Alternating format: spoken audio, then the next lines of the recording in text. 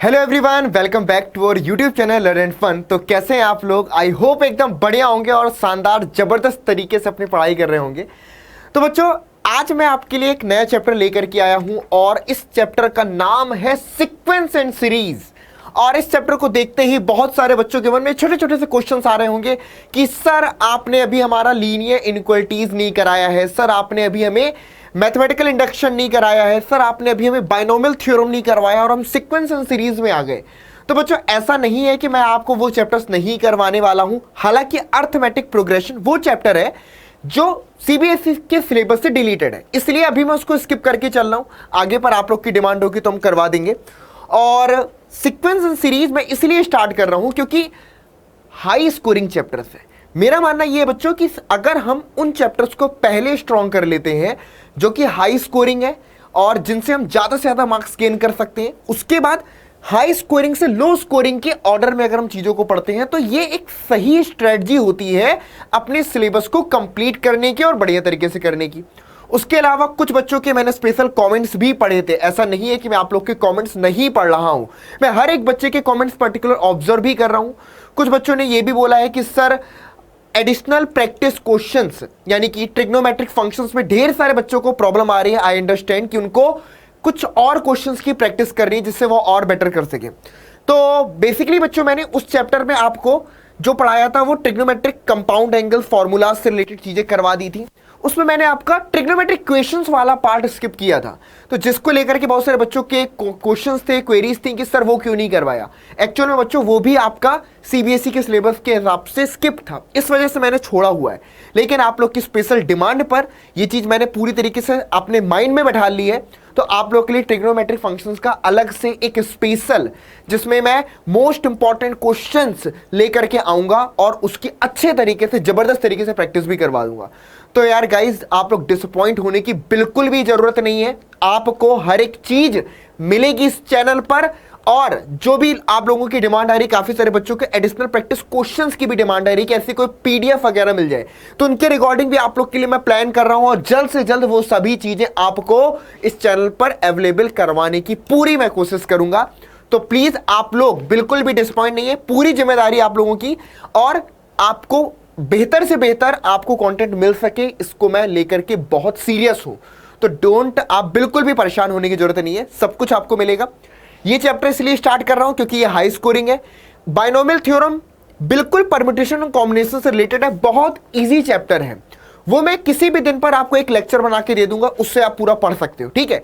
लेकिन ये ज्यादा हाई स्कोरिंग था, दैट्स व्हाई ये चैप्टर मैं स्टार्ट कर रहा हूं। और इस लेक्चर में आज हम सीक्वेंस एंड सीरीज में अर्थमेटिक प्रोग्रेशन जो 10th क्लास में पढ़ करके आए थे उसका बेसिक रिव्यू दूंगा, क्योंकि इसमें सबसे पहला जो सीक्वेंस हम पढ़ते हैं वो एपी ही है, अर्थमेटिक प्रोग्रेशन ही है। उसके बाद अर्थमेटिक मीन यहां पर हम पढ़ेंगे जो थोड़ा सा आपके लिए नया होगा, और उन पर बेस्ड मोस्ट इंपॉर्टेंट क्वेश्चन यहां पर मैं कवर करने वाला हूं। तो बच्चों, पूरे वीडियो को एंड तक देखना, वीडियो को लाइक जरूर से कर देना, और अगर अभी तक चैनल को सब्सक्राइब नहीं किया तो प्लीज चैनल सब्सक्राइब करें ताकि हर क्लास की नोटिफिकेशन आपको टाइम पर मिल सके। चलिए जी, तो सबसे पहले बच्चों, सीक्वेंस क्या होती है, सीरीज क्या होती है, थोड़ा सा इंटरेस्टिंग मैनर में इस चीज को सीखते हैं। बच्चों, अगर हम अपने आसपास में बात करें तो हम क्या ऑब्जर्व करते हैं कि कहीं ना कहीं पर कुछ ना कुछ चीजों में हमें कुछ स्पेशल पैटर्न देखने को मिलते हैं, ठीक है। ऑब्वियस सी बात है, चाहे आप अपने नेचर में देखो, पेड़ पौधों की पत्तियों को देखो, एक स्पेशल टाइप का पैटर्न देखने को मिल रहा होता है, ठीक है बच्चों। या अगर हम बात करें फॉर एग्जांपल कोई जानवर है, उसकी स्किन को देखो, उसमें भी अलग टाइप का पैटर्न देखने को मिलता है। तो बच्चों, पैटर्न एक ऐसी चीज है जिससे हमारा नेचर क्रिएट हुआ है। अगर आप ऑब्जर्व करो, हमारे नेचर में ऐसी चीजें हैं जो एक स्पेशल, इतनी सुंदर हमारा नेचर क्यों है, क्योंकि एक स्पेशल पैटर्न को कहीं ना कहीं अलग अलग डिफरेंट टाइप्स के पैटर्न, सिमिलैरिटी हमको देखने को मिल रही होती है बच्चों। तो एक्चुअल में इसी चीजों को हम मैथमेटिक्स में भी अगर हम अप्लाई करें तो उसको हम सीक्वेंस के नाम से जानते हैं। मैथमेटिक्स में भी आपको ऐसे पैटर्न्स देखने को मिलते हैं और वो उस पूरे ऑर्डर को बहुत ही इंटरेस्टिंग और बहुत ही मजेदार बना देते हैं। तो ऐसे ऑर्डर को ऐसे से उसको हम सीक्वेंस का नाम देते हैं बच्चों, जिसको हम आज की क्लास में पढ़ने वाले हैं। फॉर एग्जाम्पल, आप मेरे पीछे एक देख पा रहे हो, यहां पर आपको डेफिनेटली कुछ पैटर्न्स ऑब्जर्व कर पा रहे हो, ठीक है। इसको आप नजर आपकी पड़ती है इस पे, फिर इस पे, फिर इस पे, तो डेफिनेटली आप एक पैटर्न देख पा रहे हो। और इस पैटर्न को देख करके मैं पूछूंगा कि अच्छा बताओ इसके बाद ये जो फिगर है इसके बाद नेक्स्ट फिगर क्या होगा। तो क्या आपको टाइम लगेगा ये सोचने में कि भाई पहला फिगर ये है, दूसरा ये, तीसरा ये, इसके बाद क्या होगा, तुरंत आप विजुलाइज कर लोगे।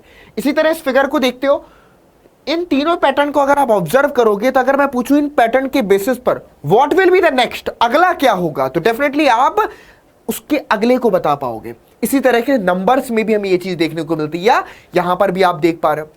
तो ये तो हो गया अपने आसपास में जिनके बेसिस पर अगर आप मैं बात करूं, आप में से आपके कोई बड़े भाई हो जो गवर्नमेंट एग्जाम की प्रिपरेशन करते हो, तो भाई बड़े बड़े कॉम्पिटिटिव एग्जामिनेशंस में, जी हां बच्चों, चाहे वो एसएससी है, बैंकिंग है, या कोई भी कॉम्पिटिटिव एग्जाम्स, या फिर अगर आप एप्टीट्यूड देते हैं, अगर आप आगे पर जाकर के बीटेक करते हैं, वहां पर भी उसके बाद कंपनीज में जॉब चाहिए, वहां पर भी आपको जो एप्टीट्यूड टेस्ट होते हैं वहां पर भी आपके सीक्वेंस और इन पर बेस्ड क्वेश्चंस आते हैं। जेईई एग्जाम्स में सबसे पहला आपका तो गोल है, जेईई एग्जाम है या सीयूईटी जो आप 12th के बाद दोगे, इनमें भी जो आपको इस चैप्टर का अच्छा खासा वेटेज देखने को मिल रहा है, ठीक है बच्चों। तो काफी ज्यादा इंटरेस्टिंग चीजें यहां से हमें सीखने को मिलने वाली है। स्कूल्स की बात कर लेते हैं। स्कूल्स में जब प्रेयर होती है तो टीचर आपसे बोलता है कि भाई सभी लोग एक लाइन में खड़े हो जाओ, ये सभी लोग एक सीक्वेंस में खड़े हो जाओ। तो जब वो सीक्वेंस बोलते हो तो आप क्या फॉलो करते हो कि जो सबसे कम हाइट वाला है वो सबसे पहले, उससे ज्यादा, फिर उससे ज्यादा, फिर उससे ज्यादा। तो मतलब क्या होता है बच्चों, वहां पर भी एक सीक्वेंस फॉलो कर रहे होते हैं। तो by the way comment section में लिख करके बताना कि आप अपने स्कूल की लाइन में सबसे पहले खड़े होते हो या किस पोजीशन पे खड़े होते हो, कमेंट बॉक्स में लिख करके बताना, ठीक है। चलिए, तो यहां पर भी बच्चों हम क्या देख रहे हैं, एक सीक्वेंस ऑब्जर्व करते हैं, ठीक है, जो कि हर जगह पर हमें देखने को मिलता है। अब जैसे कि एक छोटा सा क्वेश्चन है, क्वेश्चन भी बोल सकता हूं, आप लोग के लिए एक छोटा सा ब्रेन टेस्ट हो गया। यहां पर आपके पास ये कुछ 4 क्वेश्चंस गिवन है। इनमें अगर आप ध्यान से देखें तो कुछ नंबर्स गिवन है और आगे पर एक ब्लैंक स्पेस है। इस तरीके के क्वेश्चंस बहुत सारे एग्जाम्स में, कॉम्पिटिटिव एग्जाम्स में भी पूछे जाते हैं। अब आपको मैं सिर्फ ये बता रहा हूं कि सिर्फ आपको ऑब्जर्व करना है, सिर्फ आपको ऑब्जर्व करना है, ऑब्जर्व करके बताना है कि इस ब्लैंक स्पेस में कौन से नंबर्स आएंगे। तो लेट्स स्टार्ट, फटाफट से आप लोग सोचिए और बताइए कि पहले वाले में क्या आएगा। कमेंट बॉक्स में लिख करके अपना आंसर जरूर से मुझे बताना। तो बताना फर्स्ट में, सेकंड में, थर्ड में, फोर्थ में क्या नंबर्स आएंगे। क्या एक ऐसा ऑर्डर आप देख रहे हो जो यहां पर नजर आ रहा है, जिसके बेसिस पर आप समझ पा रहे हो कि what will be the number at this place, इस नंबर पर कौन सा प्लेस, कौन सा नंबर आएगा आपका। सोचिए, दिमाग लगाइए, ठीक है। वीडियो को पॉज करके सोच सकते हो और कमेंट बॉक्स में आंसर कर सकते हो, ठीक है। चलो, तो मैं ही आपको बताता हूं बच्चों, अगर हम यहां पर ऑब्जर्व करें तो सबसे पहले 8, 8, 9, 11, 14 एंड 18 यहां पर ये हमको गिवन है। अगर मैं पहले टर्म में 0 ऐड करता हूं तो मुझको क्या मिलता है, 8 मिलता है। दूसरे टर्म में 1 ऐड करता हूं तो मुझे 9 मिलता है। तीसरे टर्म में मैं 2 ऐड करता हूं, क्या ऐड करता हूं, 2, तो मुझको 11 मिलता है। चौथे टर्म में मैं 3 ऐड करता हूं तो 14, फिर मैं यहां पर 4 ऐड करता हूं तो 18, फिर मैं यहां पर आपका 5 ऐड करता हूं तो यहां पर हमको क्या मिल गया, 23। तो इस प्लेस पर कौन सा नंबर आएगा, 23। तो ये क्या है, एक पैटर्न देखने को मिला जिसके बेसिस पर बात की हमने, ठीक है। ऐसा कोई नहीं है कि कोई फॉर्मूला या कुछ हमसे पूछ रहे, ये सिर्फ पैटर्न को ऑब्जर्व करके हमने बताया। इसी तरीके से यहां पर 23, 27, 31, 35, 39 क्या ऑब्जर्व किया, 23 में 4 ऐड किया 27, 7 में 4 ऐड किया 31, 4 ऐड किया 35, 4 ऐड किया 39, इसमें 4 ऐड करोगे तो 43 मिल गया, बहुत बढ़िया। 97, 90, 84, इसमें से अगर आप 7 सब्ट्रैक्ट करते हो तो 90 मिलता है। इसमें से अगर आप 6 सब्ट्रैक्ट करते हो तो 84 मिलता है। इसमें से अगर आप 5 सब्ट्रैक्ट करते हो तो 79 मिलता है।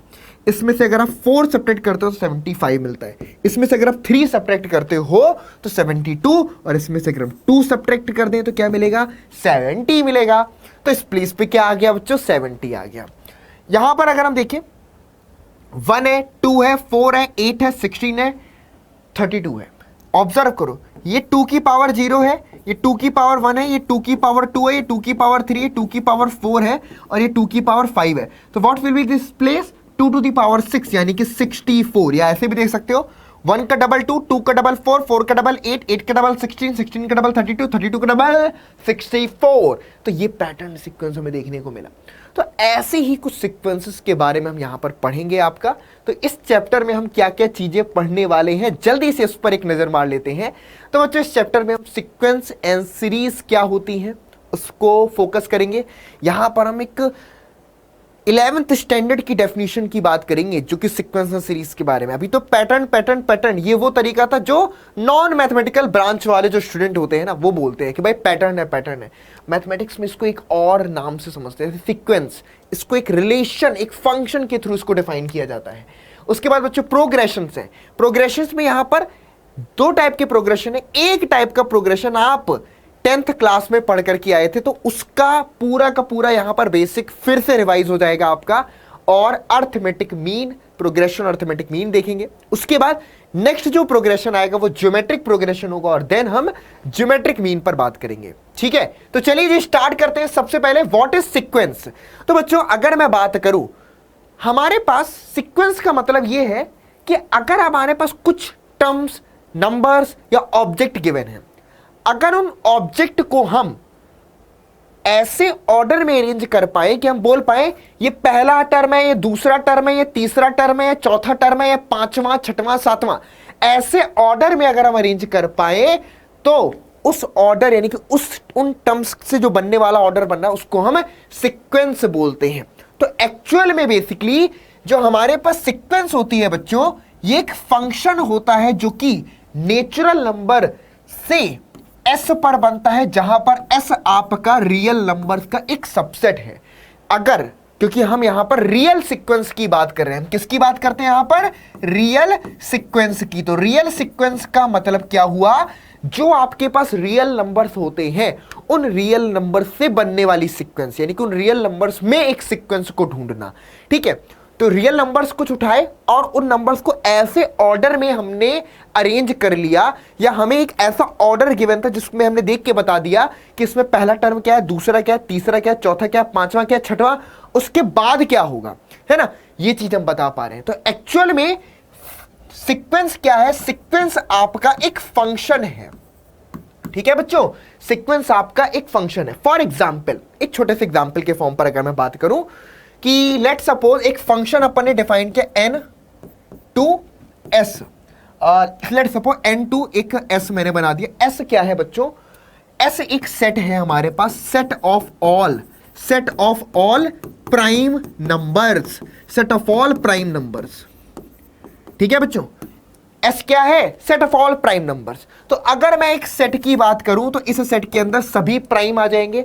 वो आ जाएगा आपके पास 2, 5, 3, 7 और इसी तरीके से 11, फिर 17, फिर 13, ऐसे आपके पास गिवन है। ठीक है बच्चों, ये क्या है, set of all prime numbers. Infinite set होता है। प्राइम नंबर्स का सेट कैसा एक सेट है, एक इनफाइनाइट नंबर्स का सेट है, बहुत बड़ा, कोई लिमिट थोड़ी कितने प्राइम होते हैं, 10, 15, 20, 25, ऐसा कुछ नहीं है।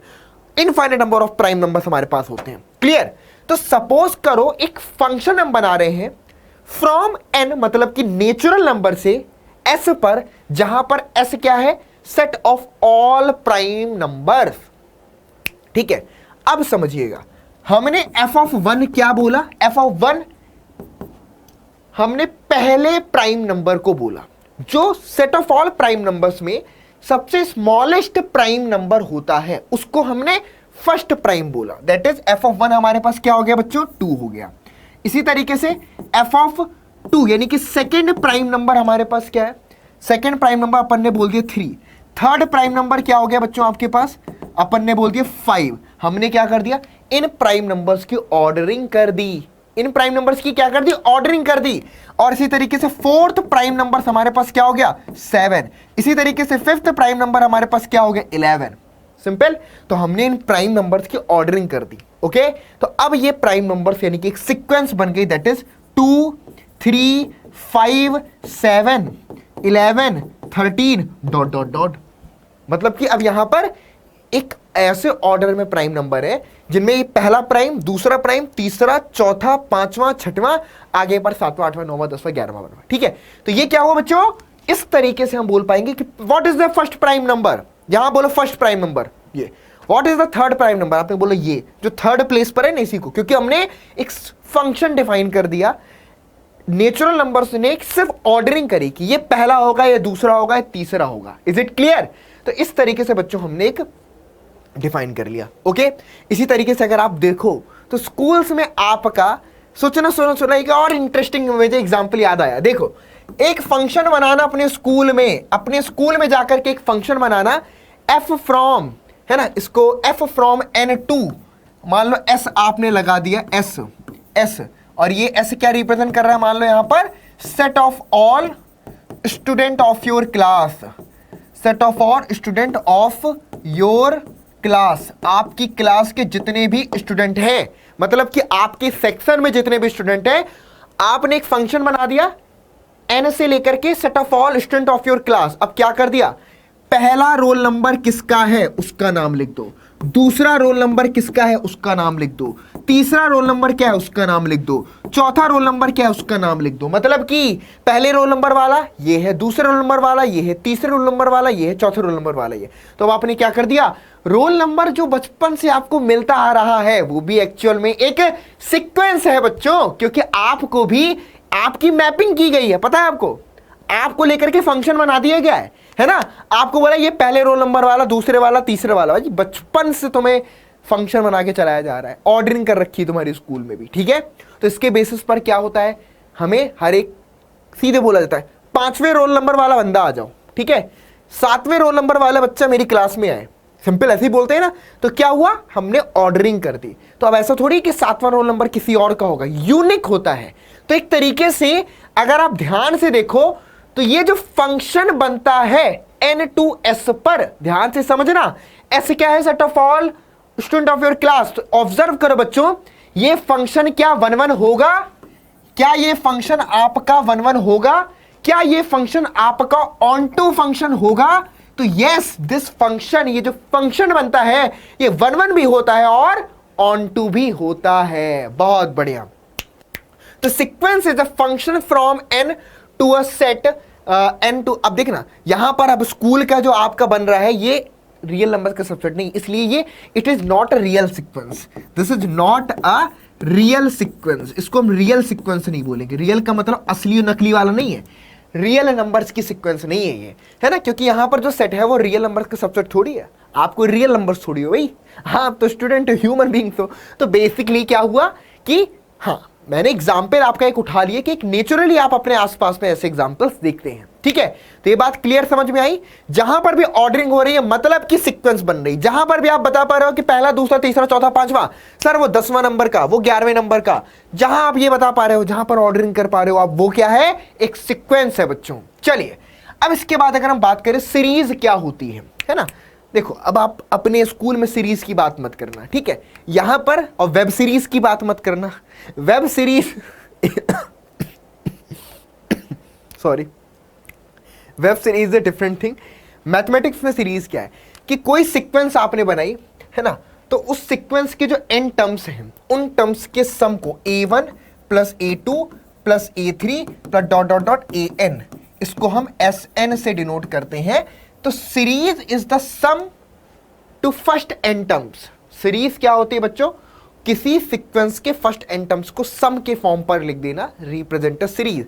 इसलिए सीरीज को हम बच्चों ऐसे समेशन का सिंबल बना करके कि summation n is equal to 1, है ना, 1 टू n, सपोज करो n is equal to k तक, कहीं पर इसको ऐसे लिख सकते हैं, फ्रॉम k इक्वल टू 1 से k इक्वल टू n तक, फ्रॉम k इक्वल टू 1 से k इक्वल टू n तक a ऑफ k। मतलब क्या हुआ, k की वैल्यू 1, फिर k की वैल्यू 2, फिर 3। तो ये रिप्रेजेंट करता है हमारी सीरीज को। किसको रिप्रेजेंट करता है? सीरीज को रिप्रेजेंट करता है। क्लियर है बात? आई बात समझ में? ठीक है, जैसे कि एक सीक्वेंस बनाई थी फर्स्ट प्राइम नंबर्स की, अगर मैं उनको ऐड कर दूं 1 प्लस 3 प्लस, सिर्फ लिखना है 1 plus 3 plus 2 plus 3 plus 5 plus 7 plus 11 plus 13, तो एक सीरीज बन गई। किसकी? प्राइम नंबर्स की सीरीज बन गई। ओके, अगर किसी सीक्वेंस में फाइनाइट नंबर ऑफ टर्म्स है तो सीक्वेंस को फाइनाइट सीक्वेंस बोलते हैं। अगर किसी सीक्वेंस में इनफाइनाइट नंबर ऑफ टर्म्स है तो सीक्वेंस को इनफाइनाइट सीक्वेंस बोलते हैं। ठीक है, अगर किसी सीरीज में फाइनाइट नंबर ऑफ टर्म्स का सम किया जा रहा है तो उसको फाइनाइट सीरीज बोलते हैं, और अगर किसी सीरीज में इनफाइनाइट नंबर का सम किया जा रहा है तो उसको हम इनफाइनाइट सीरीज बोलते हैं। दिमाग यहां पर फोकस क्लास में होना चाहिए, इधर उधर सोचना कुछ भी नहीं है, ठीक है। फोकस यहां पर रखो तब समझ में आएंगे कॉन्सेप्ट बेटा डीपली। चलिए, तो अब यहां पर हम कुछ सीक्वेंस को देखेंगे और उसके कुछ टर्म्स को निकालना सीखेंगे, यानी कि जो आपकी एक्सरसाइज है पहली 9.1 उसके कुछ क्वेश्चंस देख लेते हैं। क्या है क्वेश्चन? बहुत ही इजी एक्सरसाइज है, चुटकियों में आंसर करोगे आप। Right the first 3 terms in each of the following sequence defined by. भाई पहली सीक्वेंस तुमको दे रखी है an बराबर 2n प्लस में 5। तो अब आपसे बोल रहा है यहां पर कि भाई इसके 3 टर्म्स बताने हैं, फर्स्ट 3 टर्म्स। तो फर्स्ट 3 टर्म्स मतलब क्या हुआ? पहला टर्म, दूसरा टर्म और तीसरा टर्म। ये रिप्रेजेंट कर रहा है एक ऐसा रूल जिसके बेसिस पर हम nth टर्म की बात कर सकते हैं कि nth टर्म क्या होगा। तो हमें फर्स्ट 3 टर्म चाहिए, तो n की वैल्यू 1, 2 और 3 रख देंगे। तो a1 बराबर यहां पर आएगा हमारे पास 2 प्लस 5 यानी कि 7। a2 बराबर हमारे पास आएगा 4 प्लस 5 यानी कि आपके पास 9, और a3 बराबर आएगा 6 प्लस 5 यानी कि आपके पास 11। इज इट क्लियर और नॉट क्लियर है? चलिए, इसी तरीके से बच्चों सेकेंड वाले पर भी अपन कर सकते हैं। an बराबर हमारे पास n माइनस में 3 अपॉन में 4 दे रखा है। n की वैल्यू 1 रख दोगे तो पहला टर्म आ जाएगा, यानी कि 1 माइनस 3 यानी कि -2/4, दैट मीन माइनस का 1/2। n की वैल्यू आप यहां पर 2 रख दोगे तो आ जाएगा माइनस का 1/4। n की वैल्यू आप 3 रख दोगे यहां पर, यानी कि a3 कितना आ जाएगा? 3 माइनस 3/4 यानी कि 0। तो फर्स्ट सेकेंड थर्ड टर्म ऐसे निकाल लेते हैं, ठीक है। चलिए आ जाओ, इसी तरीके से बच्चों एक सीक्वेंस है, let the sequence be defined as. पहला टर्म आपके पास यहां पर 1 गिवन है, nth टर्म जो है वो पिछले टर्म में 2 ऐड करने से बन रहा है। इसने क्या बोला कि भाई एक सीक्वेंस है जिसका पहला टर्म a1 का मतलब क्या होता है बच्चों? फर्स्ट टर्म से a1। कई बार फर्स्ट टर्म को सिर्फ और सिर्फ या तो a से डिनोट किया जाता है, लेकिन वो तब डिनोट करते हैं जब अर्थमेटिक प्रोग्रेशन हो, जो कि आप 10th क्लास में पढ़ करके आए थे। लेकिन अगर इन जनरल कोई एपी वगैरह नहीं है तो हम इसको a1, a2, a3, a4, a5, a6 ऐसे बोलेंगे। तो a1 मीन फर्स्ट टर्म, बोल रहा है कि nth टर्म जो है वो पिछले टर्म से 2 ज्यादा है। तो अब सोच के बताना, अगर मैं यहां पर a2 पूछूंगा तो a2 क्या होगा? a1 प्लस 2 के बराबर, दैट मीन्स 1 प्लस 2 यानी कि 3 के बराबर बनेगा। a3 क्या बनेगा? a2 प्लस में आपके पास 2 के बराबर, तो a2 यहां से क्या बना हमारा? a2 आया हमारे पास 3, तो 3 प्लस 2 यानी कि आपके पास 5 बनेगा। a4 बराबर क्या बनेगा हमारे पास? a3 प्लस में 2 बनेगा, और दैट मीन्स a3 की वैल्यू हमारे पास 5 प्लस में 2 और आपके पास 7 बनेगा। इज इट क्लियर और नॉट? सिंपल है ना?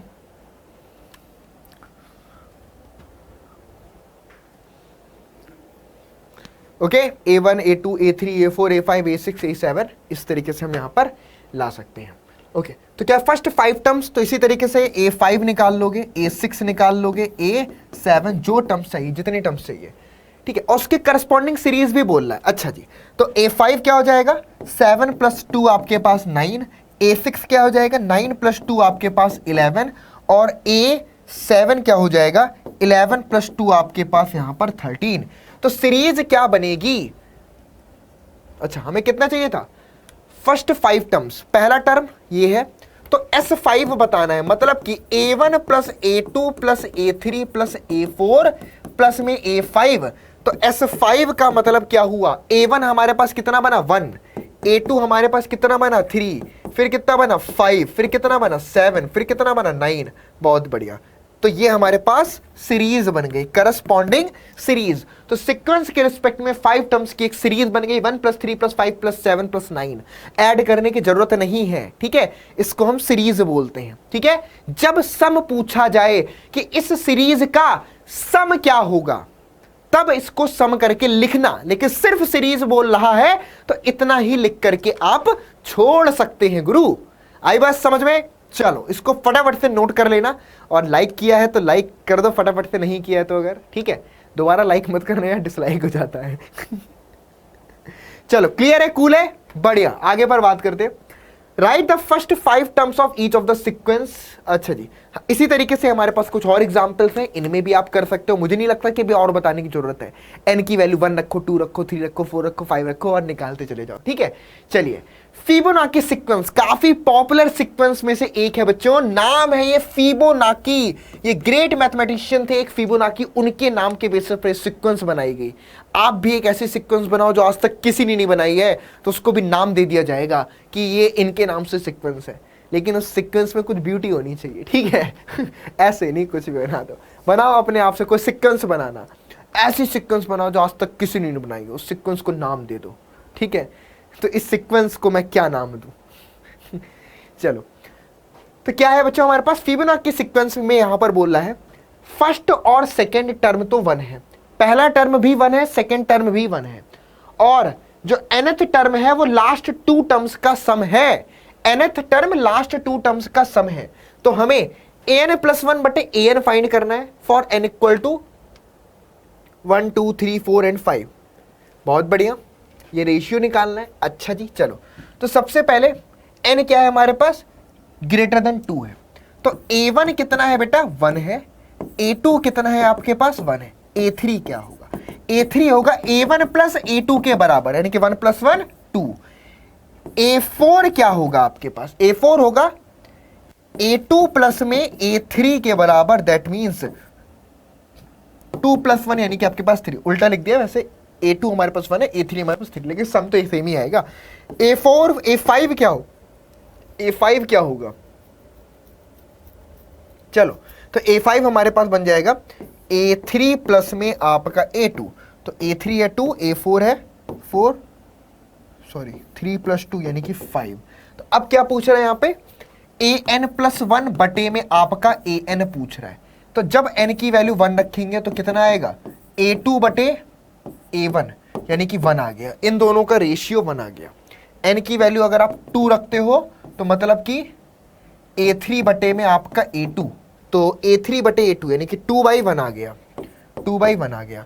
इसी तरह n की वैल्यू 3 रखी तो बन जाएगा कितना, a4 बटे में आपका a3, तो a4 बटे a3 यहां पर 3/2 आ गया, कितना आ गया 3/2 आ गया। क्लियर है,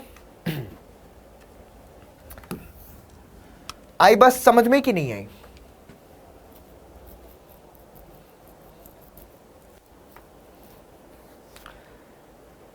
क्लियर है, कोई डाउट, बढ़िया। तो इस तरीके से ये चीज हमारे पास चलेगी, सिंपल फिबोनाची सीक्वेंस। आ जाओ, अब हम बात करेंगे प्रोग्रेशन पर।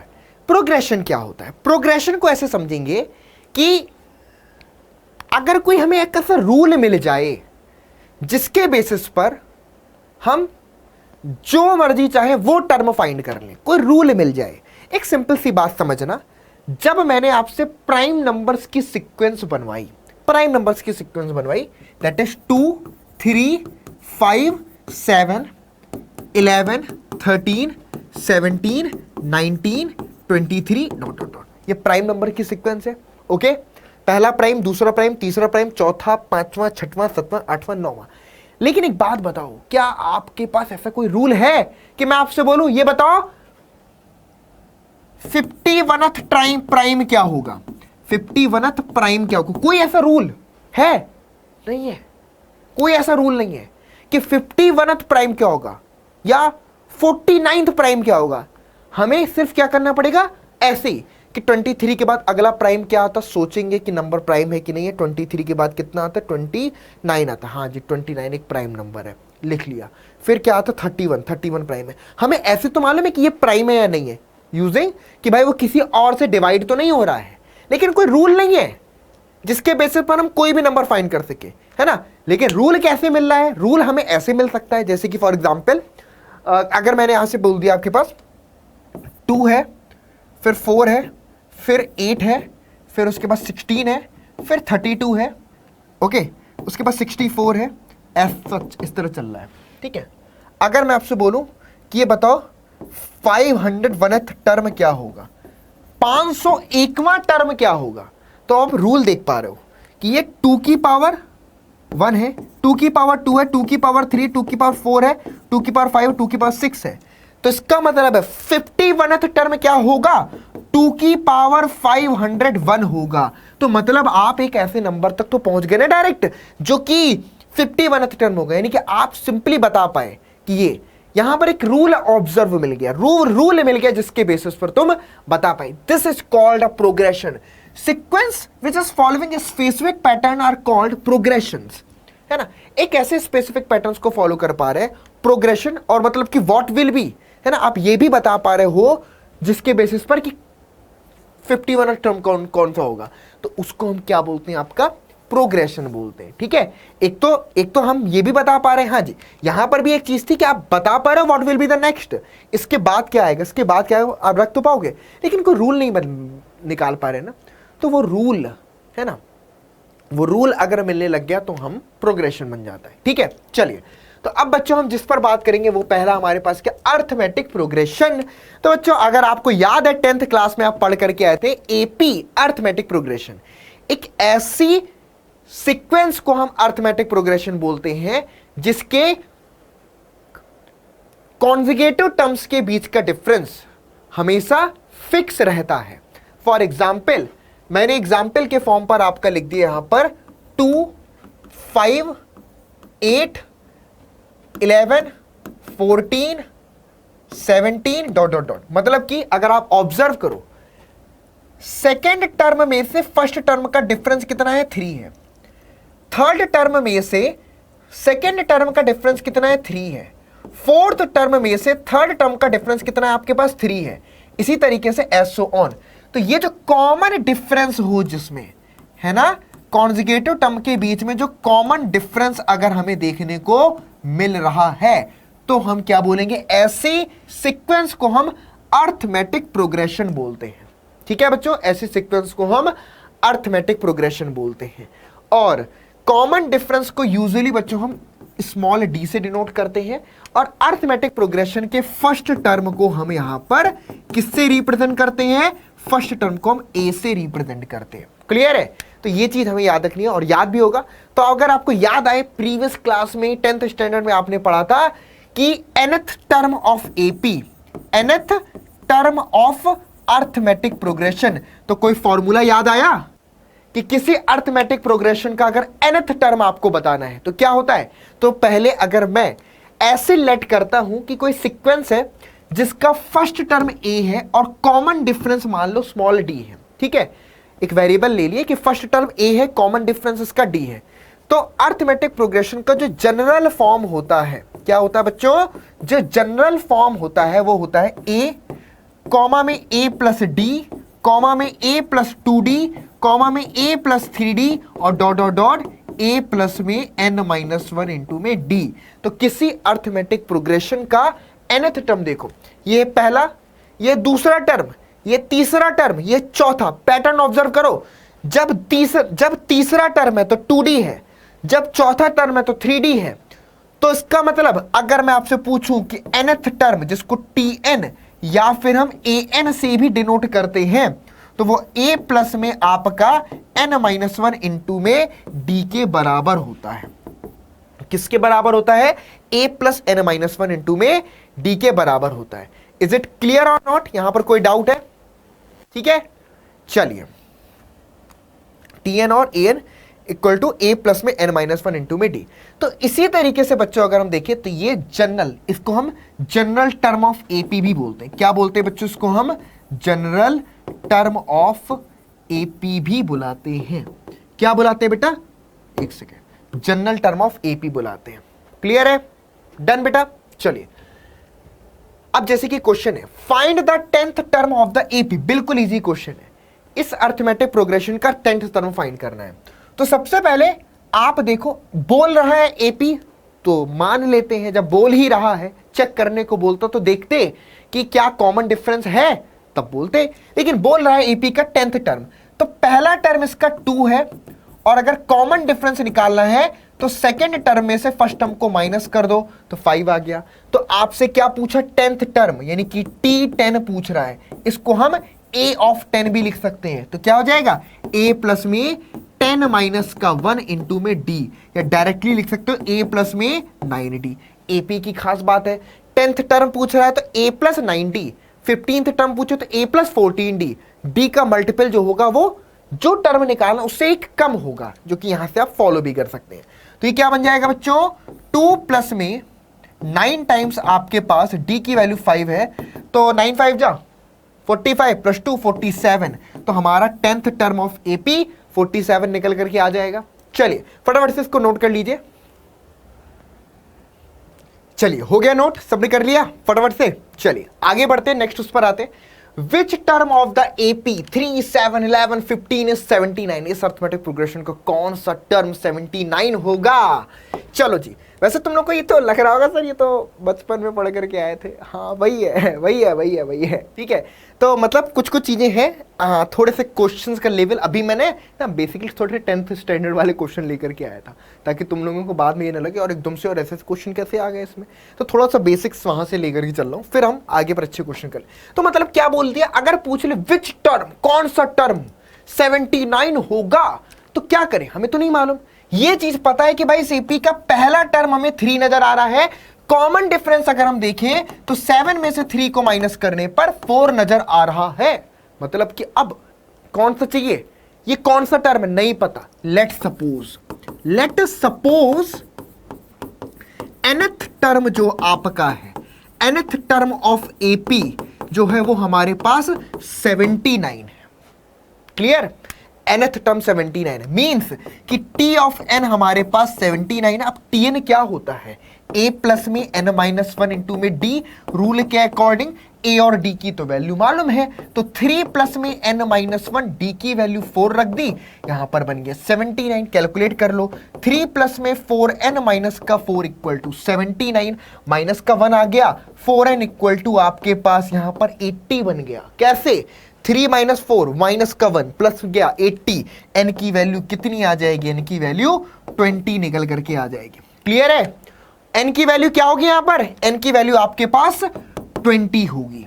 ओके, तो नोट कर लो n will be equal to 20, n क्या आएगा हमारे पास 20 निकल करके आएगा। ओके क्लियर है, चलिए तो इस तरीके से ये चीज हमारी कंप्लीट होती है। आ रही बात समझ में कि नहीं आ रही है, डन है। चलो इसके बाद नेक्स्ट क्वेश्चन हमारे पास, find the 20th term from the last term of the AP. अब देखो लास्ट से पूछ लिया, स्टार्टिंग से नहीं, घुमा दिया, कहता हूं पीछे से लाओ आगे से नहीं, मतलब कि पीछे से बताओ आगे से नहीं बताना है। तो अब क्या करेंगे, सोचो, अगर ऑब्जर्व करो, अगर मैं एपी को आगे से देखता हूं ऐसे ना, आगे से कितनी सुंदर एपी है, ठीक है। एपी तुम लोग क्या, मैं क्या बताऊं, मेरे एक दोस्त था ना, उसका नाम था, मतलब मैं नाम नहीं बताऊंगा है ना, उसका नाम ए से था, उसकी गर्लफ्रेंड का नाम पी था, तो वो अपने नाम के आगे एपी लगाता था। तो मैं कहता था भाई एपी मतलब अर्थमेटिक प्रोग्रेशन, कहता है यार तू मैथ्स ही पढ़ाओ, कुछ मत कर जिंदगी में। तो अपन मैथ्स वाले मैथ्स ही पढ़ते और कुछ नहीं करते, ठीक है। तो आ जाओ, यहाँ पर क्या है 3 8 13 डॉट डॉट डॉट 253। तो अगर मैं यहाँ पर ऑब्जर्व करूं तो देखेंगे क्या होगा, इस तरह से आगे से पहला टर्म 3 है, दूसरा टर्म 8 है, फिर तीसरा टर्म 13 है। कॉमन डिफरेंस देखो तो 8 में से 3 माइनस हुआ 5 आया। स्टार्टिंग से देखोगे तो 5 5 5 कॉमन डिफरेंस चल रहा है। लेकिन अगर मैं एंड से बोलूं तो एंड से अगर ऑब्जर्व करो तो एंड से अगर तुम इसको पहला टर्म ले लो, है ना, मान लो एंड से तुम इस एपी को उल्टा लिख दो, बहुत ही बढ़िया एकदम। अरे ये क्या हो रहा बउआ, आ जाओ, है ना, एपी को उल्टा लिख दिया मैंने, लिख दिया 253। अब सोचो ना 253 के पहले क्या आएगा, 555 ऐड कर रहे थे आगे से, पीछे सब्ट्रैक्ट करेंगे ना, तो 253 में 5 ऐड सब्ट्रैक्ट करो 248, फिर क्या आएगा 240, 5 ऐड करें 5 243 डॉट डॉट डॉट डॉट, कहां तक आएगा 8 और 3। मैंने इस एपी को उल्टे ऑर्डर में लिख दिया। अब बताओ, अब देखो इसका फर्स्ट टर्म क्या बन जाएगा 253, कॉमन डिफरेंस क्या बन जाएगा 248 में 253 माइनस का 5, कौन सा टर्म चाहिए 20th टर्म, यहां से 20th टर्म चाहिए। तो यानी कि अगर अब तुम T20 निकालो तो कितना आ जाएगा T20, आ जाओ, तो बन जाएगा हमारे पास, बस फॉर्मूले में रख दो कि 253 प्लस में 19 टाइम्स ऑफ -5। अब रख करके सॉल्व कर लो, अब रख करके तो सॉल्व कर लोगे, ठीक है, तो निकल करके आ जाता है। इसी तरीके से अगला क्वेश्चन है, determine the AP whose third term is 16 and the 7th term exceeds the 5th term by 12। अगला क्वेश्चन क्या है बच्चों, उस एपी को डिटरमाइन करना है जिसका हमारे पास थर्ड टर्म T3 की वैल्यू हमारे पास कितनी है, 16 है। सेवेंथ टर्म जो है यानी कि T7 वो है exceeds the fifth term by 12, पांचवें टर्म से 12 ज्यादा है, यानी कि T7 हमारे पास T5 से 12 ज्यादा है। तो अब सोचो, लेट सपोज कि जो फर्स्ट टर्म है, फर्स्ट टर्म अगर मैं बोलूं लेट सपोज ए है, अब यहां पर लिखूंगा तो कंफ्यूज मत होना, समझ रहे हो। लेट सपोज फर्स्ट टर्म ए है और कॉमन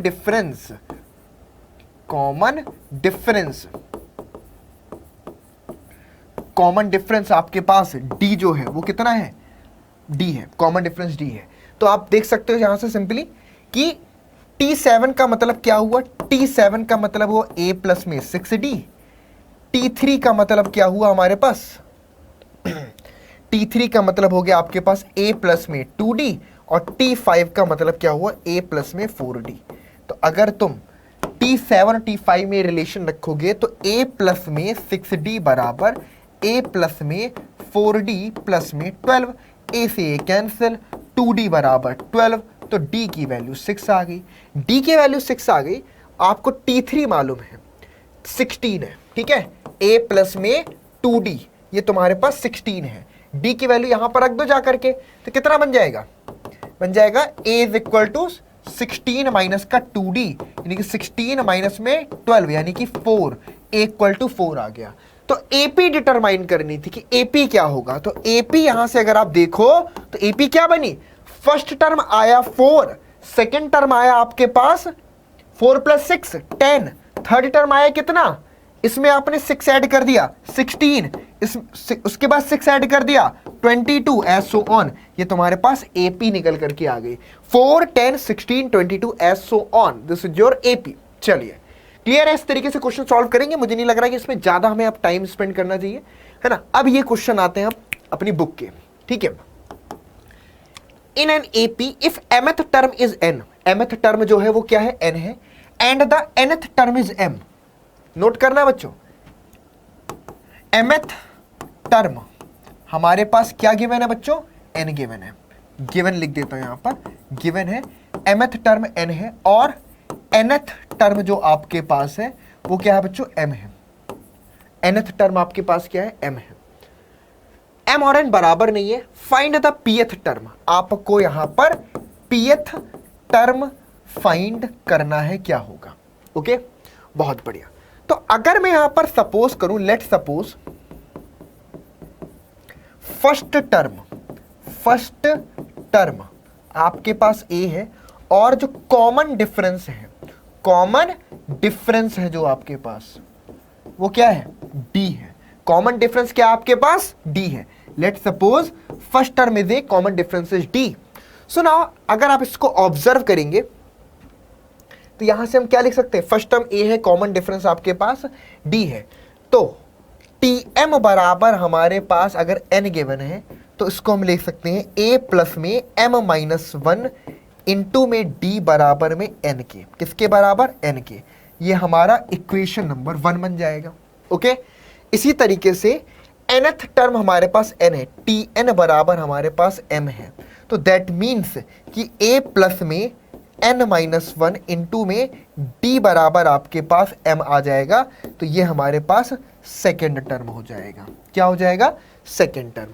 अब एक सिंपल सा काम करते हैं, फर्स्ट टर्म में से सेकेंड टर्म को माइनस कर दो, सॉरी फर्स्ट इक्वेशन में से सेकेंड इक्वेशन को माइनस कर दो, तो ये बनेगा a प्लस में md माइनस में आपके पास d, पहले LHS को LHS से माइनस कर रहे हैं, माइनस में इक्वेशन 2 के LHS को माइनस करो, माइनस का a माइनस का nd और प्लस का d और यहां से n माइनस में m, देखो जरा, माइनस d से plus d cancel out, plus a से minus a cancel out, d common ले लो तो आ गया m माइनस में n बराबर में n माइनस में m, बहुत बढ़िया। तो d की वैल्यू n माइनस में m बटे में m माइनस में n, ये हमको क्या निकल करके आया, माइनस का 1 निकल करके आया, d इक्वल टू क्या आया बच्चों, माइनस का 1 निकल करके आया, क्लियर है, d इक्वल टू क्या निकल करके आया, माइनस का 1 निकल करके आया, इज इट क्लियर और नॉट। चलो जी, हो गया। सुनो, अब अगर हम इसको ऑब्जर्व करें, d equal to -1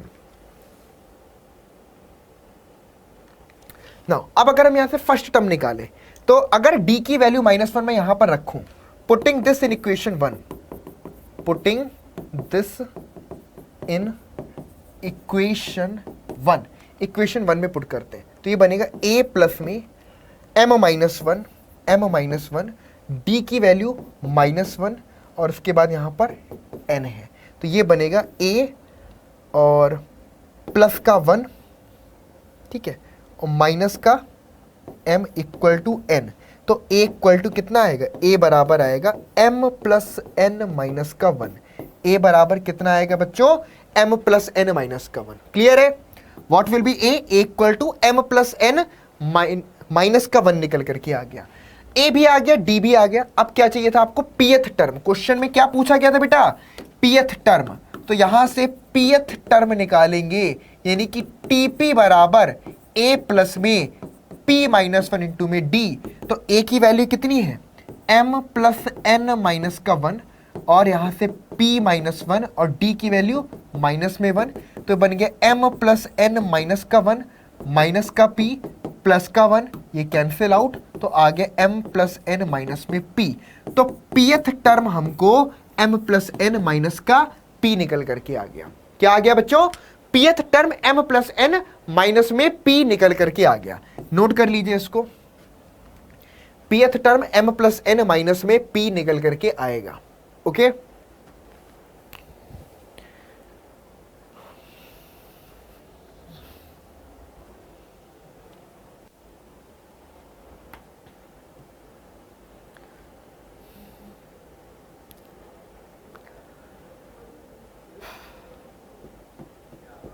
okay, clear है यहां पर?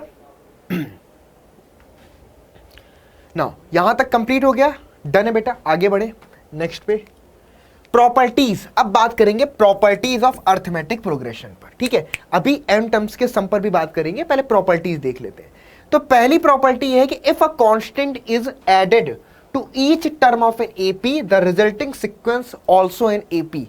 अगर एक सीक्वेंस अर्थमेटिक प्रोग्रेशन के हर एक टर्म में तुम एक फिक्स कांस्टेंट ऐड कर दो या फिर तुम एक फिक्स कांस्टेंट सब्ट्रैक्ट कर दो, तो जो सीक्वेंस रहेगी वो अर्थमेटिक प्रोग्रेशन ही फॉर्म करेगी।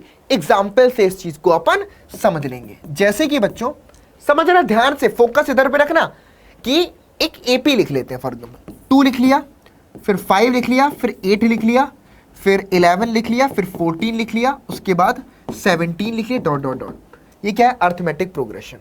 अगर मैं इस एपी के हर एक टर्म में 1 ऐड कर दूं, हर एक टर्म में 1 ऐड कर दूं, ठीक है, हर एक टर्म में 1 ऐड कर दूं, तो जो रिजल्टिंग सीक्वेंस बनेगी वो क्या बनेगी, 3, 5 plus 1 6, 8 plus 1 9, 11 plus 1 12, 14 plus 1 15, 17 plus 1, सही है ना, 17 plus 1 18।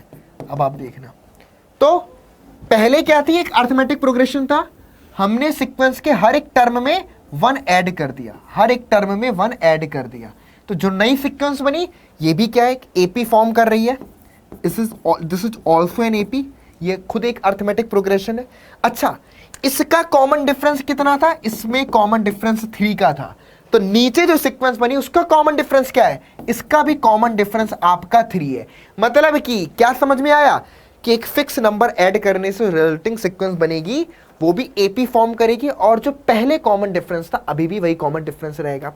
Same as true for subtraction, अगर आप सब्ट्रैक्शन के लिए करोगे तो यही चीज आप सब्ट्रैक्शन के लिए भी देख पाओगे। क्लियर है?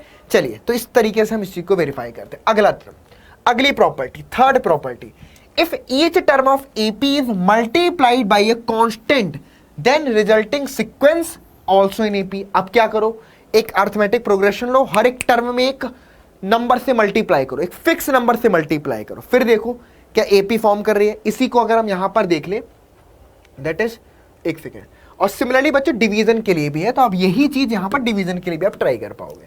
तो नीचे पर लिख करके बता देता हूं, जैसे कि फॉर एग्जाम्पल 2 है, फिर 5 है, फिर 8 है, फिर 11 है, फिर 14 है, फिर 17 है। हर एक नंबर में मान लो 3 से मल्टीप्लाई किया, ये बन गया 2 इंटू में 3, 5 इंटू में 3, 8 इंटू में 3, 11 इंटू में 3, 14 इंटू में 3, 17 इंटू में 3। अब देखो क्या बना, अब क्या बना, 3 2 जा 6, 5 3 जा 15, 8 3 जा 24, 11 3 जा 33, 14 3 जा 42, 17 3 जा 51। ऑब्जर्व करो जरा यहां पर आप क्या ऑब्जर्व कर रहे हो, 6 प्लस 7, सॉरी 6 और यहां पर कितना हो गया, 6 प्लस में 8 15, 15 प्लस में, एक सेकेंड कहीं पर कुछ गड़बड़ है क्या, 2 प्लस 5 प्लस 3 ऐड किया 8, चलो तो इधर से कितना आ गया, यहां से तो 9 आ गया ना हमारे पास। 24 में कुछ change, if each term of an AP is multiply by constant then resulting sequence also an AP. तो यहां पर कुछ गड़बड़ लग रहा है क्या, 2 में 3 ऐड किया 5, 5 में 3 ऐड किया 8, 8 में 3 ऐड किया 11, 11 में 3 ऐड किया 14, 14 में 3 ऐड किया 17। तो अब यही चीज अपन कर रहे हैं, 2 3 जा 6, 5 3 जा 15, 8 3 जा 24 और 11 3 जा 33, 14 3 जा 42, चेक कर लो, और 17 जी 51। अब यहां पर अगर आप देखें 15 माइनस 6, इन दोनों का डिफरेंस कितना आया, 15 माइनस 6 कितना आया, 9 आया, 24 सॉरी यहाँ पे अब ठीक हो, ये भी 9 आया, ये भी कितना आया 9 आया, इनका डिफरेंस कितना है 9, इनका डिफरेंस कितना है 9। मतलब कि अब क्या हुआ, जी हाँ, रिजल्टिंग सीक्वेंस क्या फॉर्म कर रही है, रिजल्टिंग सीक्वेंस आपका एपी फॉर्म कर रही है, ठीक है।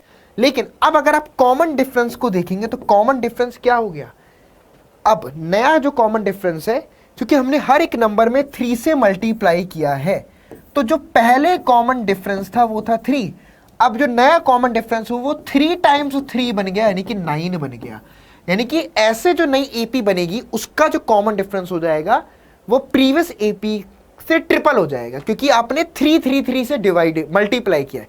Same as true for division, यही चीज हम डिवीजन के लिए भी देख सकते हैं, तो डिवीजन के लिए भी यही चीज हमें देखने को मिलेगी। तो आई बात क्लियरली समझ में कि नहीं आई, हो गया, वो मैंने वहां पर 15 माइनस 6 8 कर दिया, तभी तो प्रॉब्लम आ रही थी। चलो ठीक है, हो गया, same as true for division. अब बच्चों हम बात करेंगे sum to first n terms, arithmetic progression के एन टर्म्स के सम के बारे में। तो एपी का अभी तक जो कुछ अपने देखा कि हमने प्रॉपर्टीज में देख लिया कि भाई कोई अर्थमेटिक प्रोग्रेशन के हर एक टर्म में फिक्स नंबर ऐड करने से, सब्ट्रैक्ट करने से, मल्टीप्लाई करने से और डिवाइड करने से रिजल्टिंग सीक्वेंस भी अर्थमेटिक प्रोग्रेशन फॉर्म करती है। जब हम फिक्स नंबर ऐड कर रहे हैं या सब्ट्रैक्ट कर रहे हैं तो कॉमन डिफरेंस सेम रहता है, लेकिन जब हम फिक्स नंबर मल्टीप्लाई कर रहे हैं तो रिजल्टिंग सीक्वेंस का कॉमन डिफरेंस भी उतने टाइम्स बढ़ जाता है, यानी कि उतने टाइम्स हो जाएगा प्रीवियस कॉमन डिफरेंस के।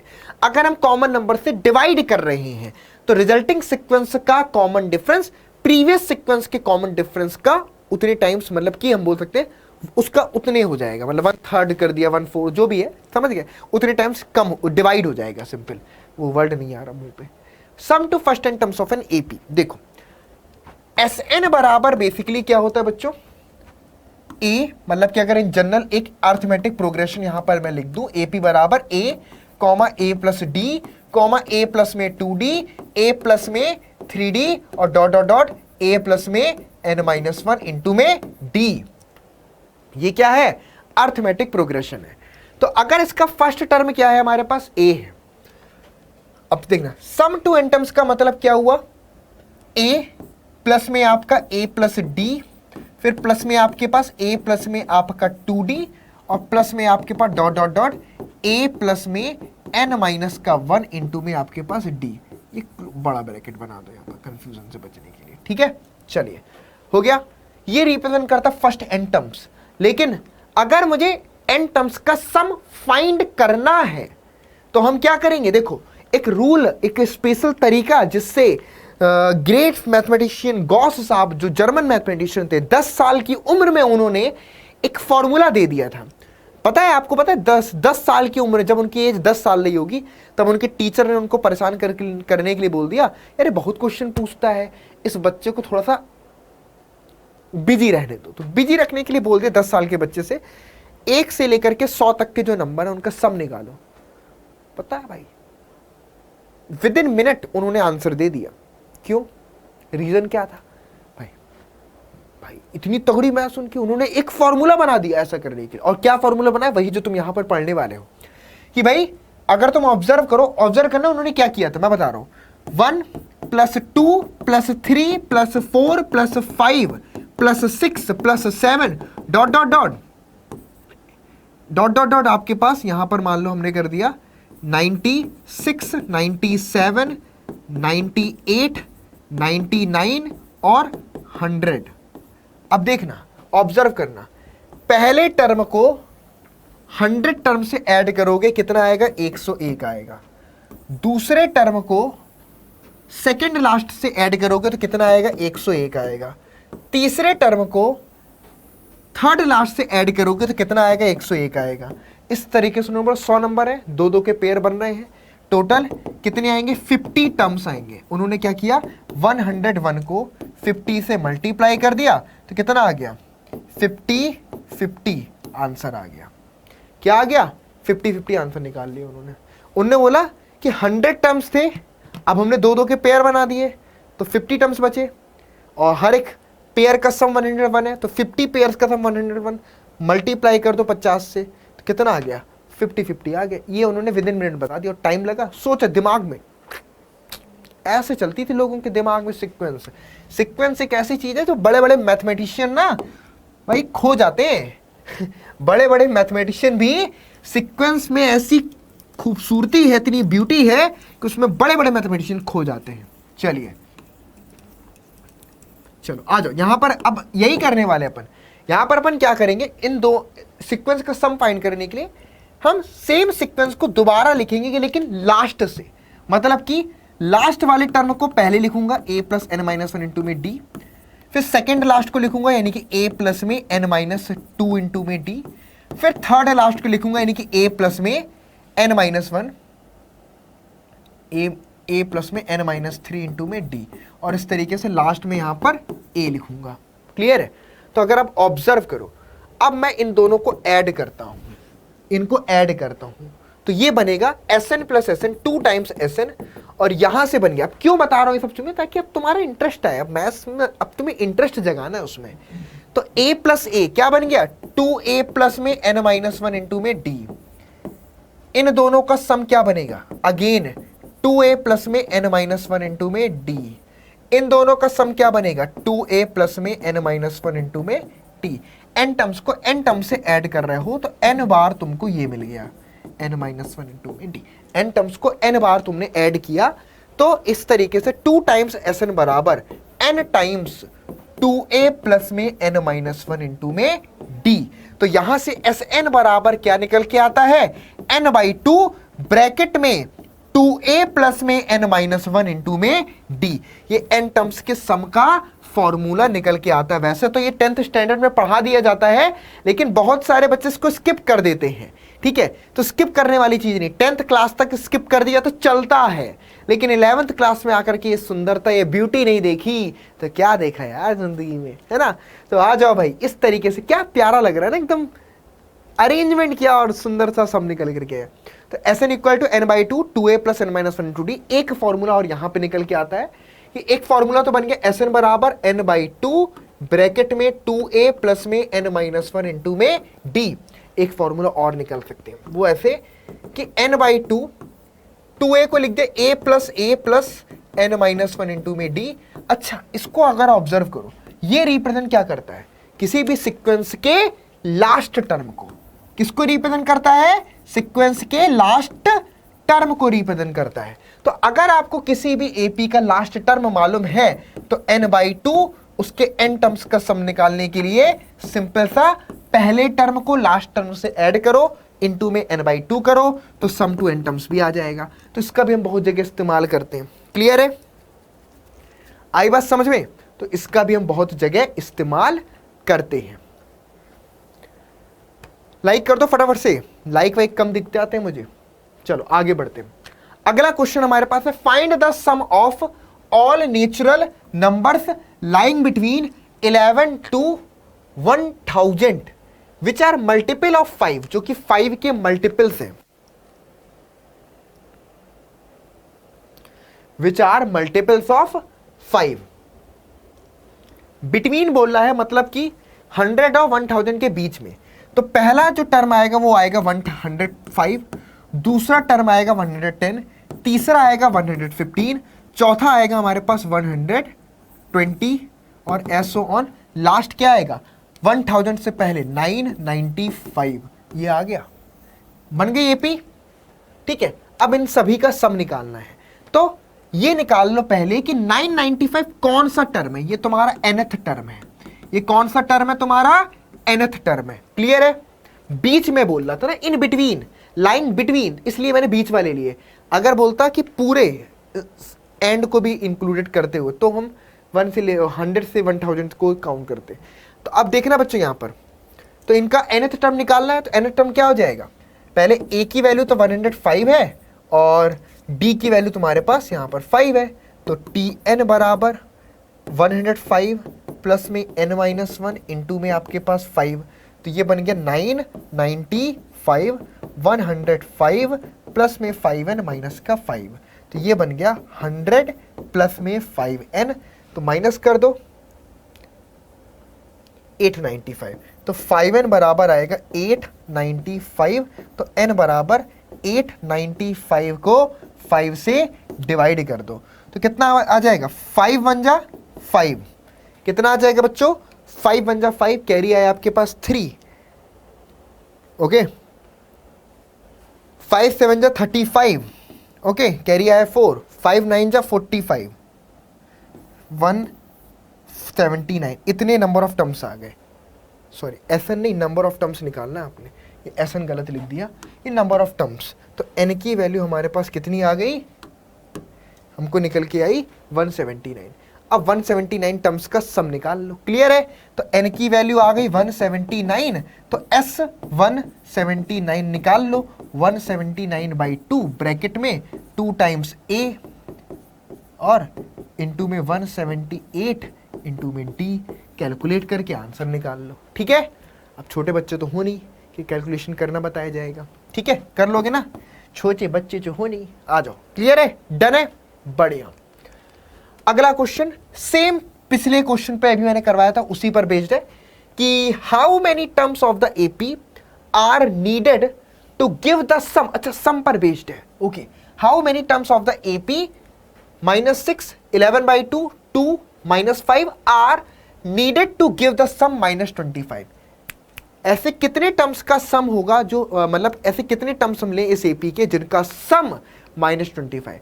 पहले हमने क्या देखा था, पहले था कि कौन सा टर्म 79 होगा या कौन सा टर्म ये होगा।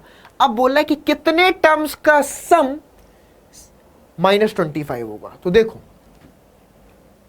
Late suppose sum to n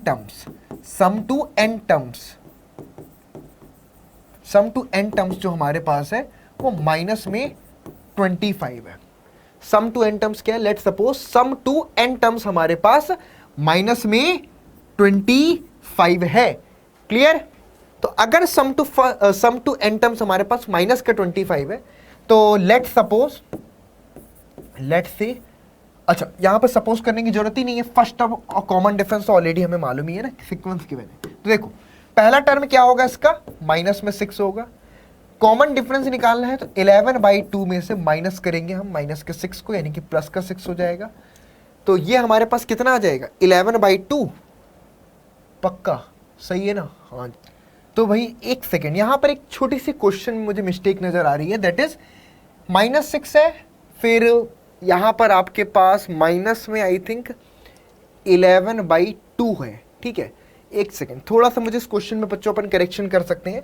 ये हमारे पास माइनस का 11/2 रहना चाहिए। मैं सीक्वेंस ठीक कर देता हूँ। माइनस का 6, माइनस में 11/2, उसके बाद आपका माइनस में मान लो 5, अगर हम ऐसे लेकर के चलें। ठीक है बच्चों, माइनस का 6, माइनस का 11/2, माइनस का 5, फिर चेक करो। एक बार इसको हम यहाँ पर चेक कर लेते हैं कि ये करेक्ट है या नहीं है।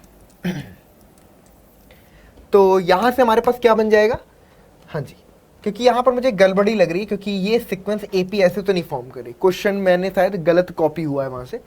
तो एक तरीके से इधर देखें तो माइनस का 11/2 है, और प्लस का अगर हम यहाँ पर क्योंकि सब्ट्रैक्ट करेंगे तो यहाँ पर प्लस का 6 आएगा, तो ये बन जाएगा माइनस का 11 प्लस का 12 अपॉन में 2।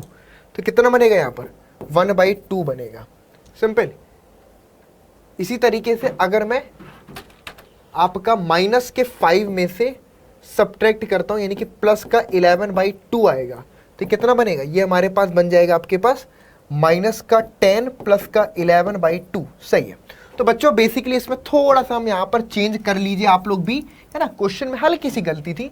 ये सीक्वेंस एक्चुअल में हमारे पास एक्चुअल सीक्वेंस ये है, मैं यहाँ पर लिख देता हूँ एपी एक्चुअल में हमारे पास ये थोड़ा सा ये 2 बार कॉपी हो गया है।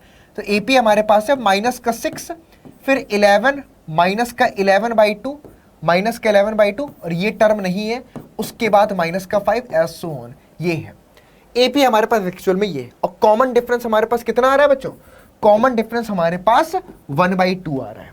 क्लियर। अब कितने टर्म्स का सम, 25 n टर्म्स का। तो हमारे पास Sn की वैल्यू जो है वो कितनी दे रखी है, माइनस का 25। Sn बराबर माइनस का 25 दे रखा है। तो Sn को अगर हम देखें तो बन जाएगा n/2 और ब्रैकेट में 2a प्लस में n-1 इंटू में आपके पास d, दैट इज माइनस में 25। तो n/2 हमारे पास क्या बन जाएगा, as it is 2 times a। तो a की वैल्यू कितनी है हमारे पास, माइनस में 6 है, प्लस में n-1, और d की वैल्यू हमारे पास कितनी है, 1/2 है, और ये बन जाएगा हमारे पास माइनस का 25। तो इसको अपन कैलकुलेट करेंगे तो ये हमारे पास बनेगा n/2, 2 इंटू में -6 कितना आएगा, माइनस का 12 आएगा। ओके, और n-1 को 1/2 से तो आ जाएगा हमारे पास कितना, प्लस में n/2 और माइनस का 1/2। उसके बाद हमारे पास माइनस में आपके पास 25, माइनस में क्या आ गया हमारे पास 25 आ गया। सुनाओ, हाँ जी। तो ये n/2 एज इट इज रहा, इसको सिंप्लीफाई करेंगे तो n/2 ये यहाँ पर, यहाँ से अगर हम देखें तो कितना बन जाएगा, इनको ऐड कर दो, 12 प्लस में 1/2, तो ये बन जाएगा आपके पास माइनस में 25/2 बराबर में माइनस का 25। मल्टीप्लाई करेंगे n² अपॉन में 4 माइनस में 25 अपॉन में आपके पास 4, 25n माइनस का 25 n/4 इक्वल टू माइनस का 25। तो ये बन जाएगा n² माइनस का 25n और प्लस का 100 इक्वल टू 0। इस तरीके से अपन इसको लेकर के आ गए। क्या आ गया बच्चों, n² माइनस का 25n प्लस का 100 बराबर आपको 0। अब हमें 100 को ऐसे ब्रेक करना है कि जो प्रोडक्ट आए वो 100 आए और जो सम आए वो 25। तो इसको हम ब्रेक कर सकते हैं, n² क्वाड्रेटिक आ गया ना, तो माइनस का 20n माइनस का 5 टाइम्स n प्लस में आपके पास 100 इक्वल टू 0। तो यहां से n कॉमन लिया तो n माइनस का 20 आ गया, माइनस का 5 कॉमन लिया तो ये भी n माइनस का 20 आया इक्वल टू 0। तो n माइनस में 20 और n माइनस में 5 इक्वल टू 0 आ गया। ठीक है बच्चों, क्या आ गया हमारे पास, n माइनस में 20 और n माइनस में 5 हमारे पास निकल करके 0। यानी कि यहां से हमको क्या मिला, n की वैल्यू एक तो 20 मिल गई और दूसरा n की वैल्यू आपके पास 5 मिल गई। तो अब अगर आप ध्यान से ऑब्जर्व करो कि n की वैल्यू 20 और n की वैल्यू 5, फर्स्ट 5 टर्म्स का सम भी अगर हम देखें तो वो भी हमारे पास आपका माइनस का 25 आएगा, और फर्स्ट 20 टर्म्स का सम देखें तो वो भी हमारे पास माइनस का 25। चेक भी कर सकते हो बच्चों कि अगर आप यहां पर S5 निकाल रहे हो तो S5 कितना आ जाएगा, 5/2, और यहां पर 2 टाइम्स a, तो 2 टाइम्स a कितना बन गया, ये बन गया माइनस का 12, और यहां से बन गया n-1, यानी कि आपके पास ये बन गया 4, और d की वैल्यू कितनी है हमारे पास 1/2। तो इसको चेक करो, बन गया हमारे पास 5/2 और माइनस का 12, ये 2, तो प्लस में 2, यहाँ से आ गया 5/2 इंटू में माइनस का 10, कितना आ गया, माइनस का 5, दैट इज माइनस का 25। तो बच्चों फर्स्ट 5 टर्म्स का सम भी माइनस 25 आ रहा है। इसी तरीके से S20 अगर आप यहां पर चेक करोगे निकाल करके, तो अच्छा क्वेश्चन है यहां पर। सोचो कि अब S20 भी निकाल करके चलो, सोचो कि एक ऐसी सीक्वेंस है जिसके पहले 5 टर्म का सम -25, अगर अगले फर्स्ट 20 टर्म्स का सम अगर देखें तो ये बन जाएगा 20/2 और यहां से माइनस का 12 प्लस में 19 इंटू में डी, 19 इंटू में डी, तो ये कितना बन जाएगा ये बन जाएगा हमारे पास 10 और यहां से 24 माइनस का प्लस में आपके पास 19 अपॉन में 2, तो ये बन गया हमारे पास कितना 5 और ये कितना बन गया 5 इंटू में माइनस का 5, दैट इज -25। तो बेसिकली इस सीक्वेंस के पहले 5 टर्म का सम भी -25 और पहले 20 टर्म्स का सम भी -25। ऐसा क्यों हुआ? इसलिए हुआ क्योंकि सीक्वेंस अगर हम ऑब्जर्व करें, जो सीक्वेंस है वो क्या है, माइनस में 6, फिर माइनस में 11/2, उसके बाद अगर आप देखो माइनस में 5। इस सीक्वेंस हो क्या रहा है, धीरे धीरे इंक्रीज कर रही है। तो ऐसे करते करते कुछ टाइम बाद पॉजिटिव टर्म आ जाएंगे, तो पॉजिटिव और निगेटिव टर्म एक दूसरे को कैंसिल करेंगे, तब भी सम जाकर के हमको 20 टर्म्स का माइनस का 25 आ जाएगा। तो इस वजह से ऐसा हो रहा है क्योंकि निगेटिव से पॉजिटिव की ओर सीक्वेंस आ रही है, तो कुछ टर्म्स तो निगेटिव आएंगे, फिर कुछ टर्म्स हमको पॉजिटिव मिलते चले जाएंगे। तो इस तरीके से पॉजिटिव निगेटिव कैंसिल करके फिर से वो 20 टर्म्स का सम भी आ जाएगा। तो n की वैल्यू 20 भी सही है और n की वैल्यू 5। जो बच्चा एक आंसर लिखेगा उसके मार्क्स कटेंगे, दोनों लिखना पड़ेगा। 20 एंड 5 बोथ आर द, दोनों ही केस में हमको माइनस का 25 सम निकल करके आएगा। क्लियर है? चलिए आगे पर बढ़ते हैं बच्चों।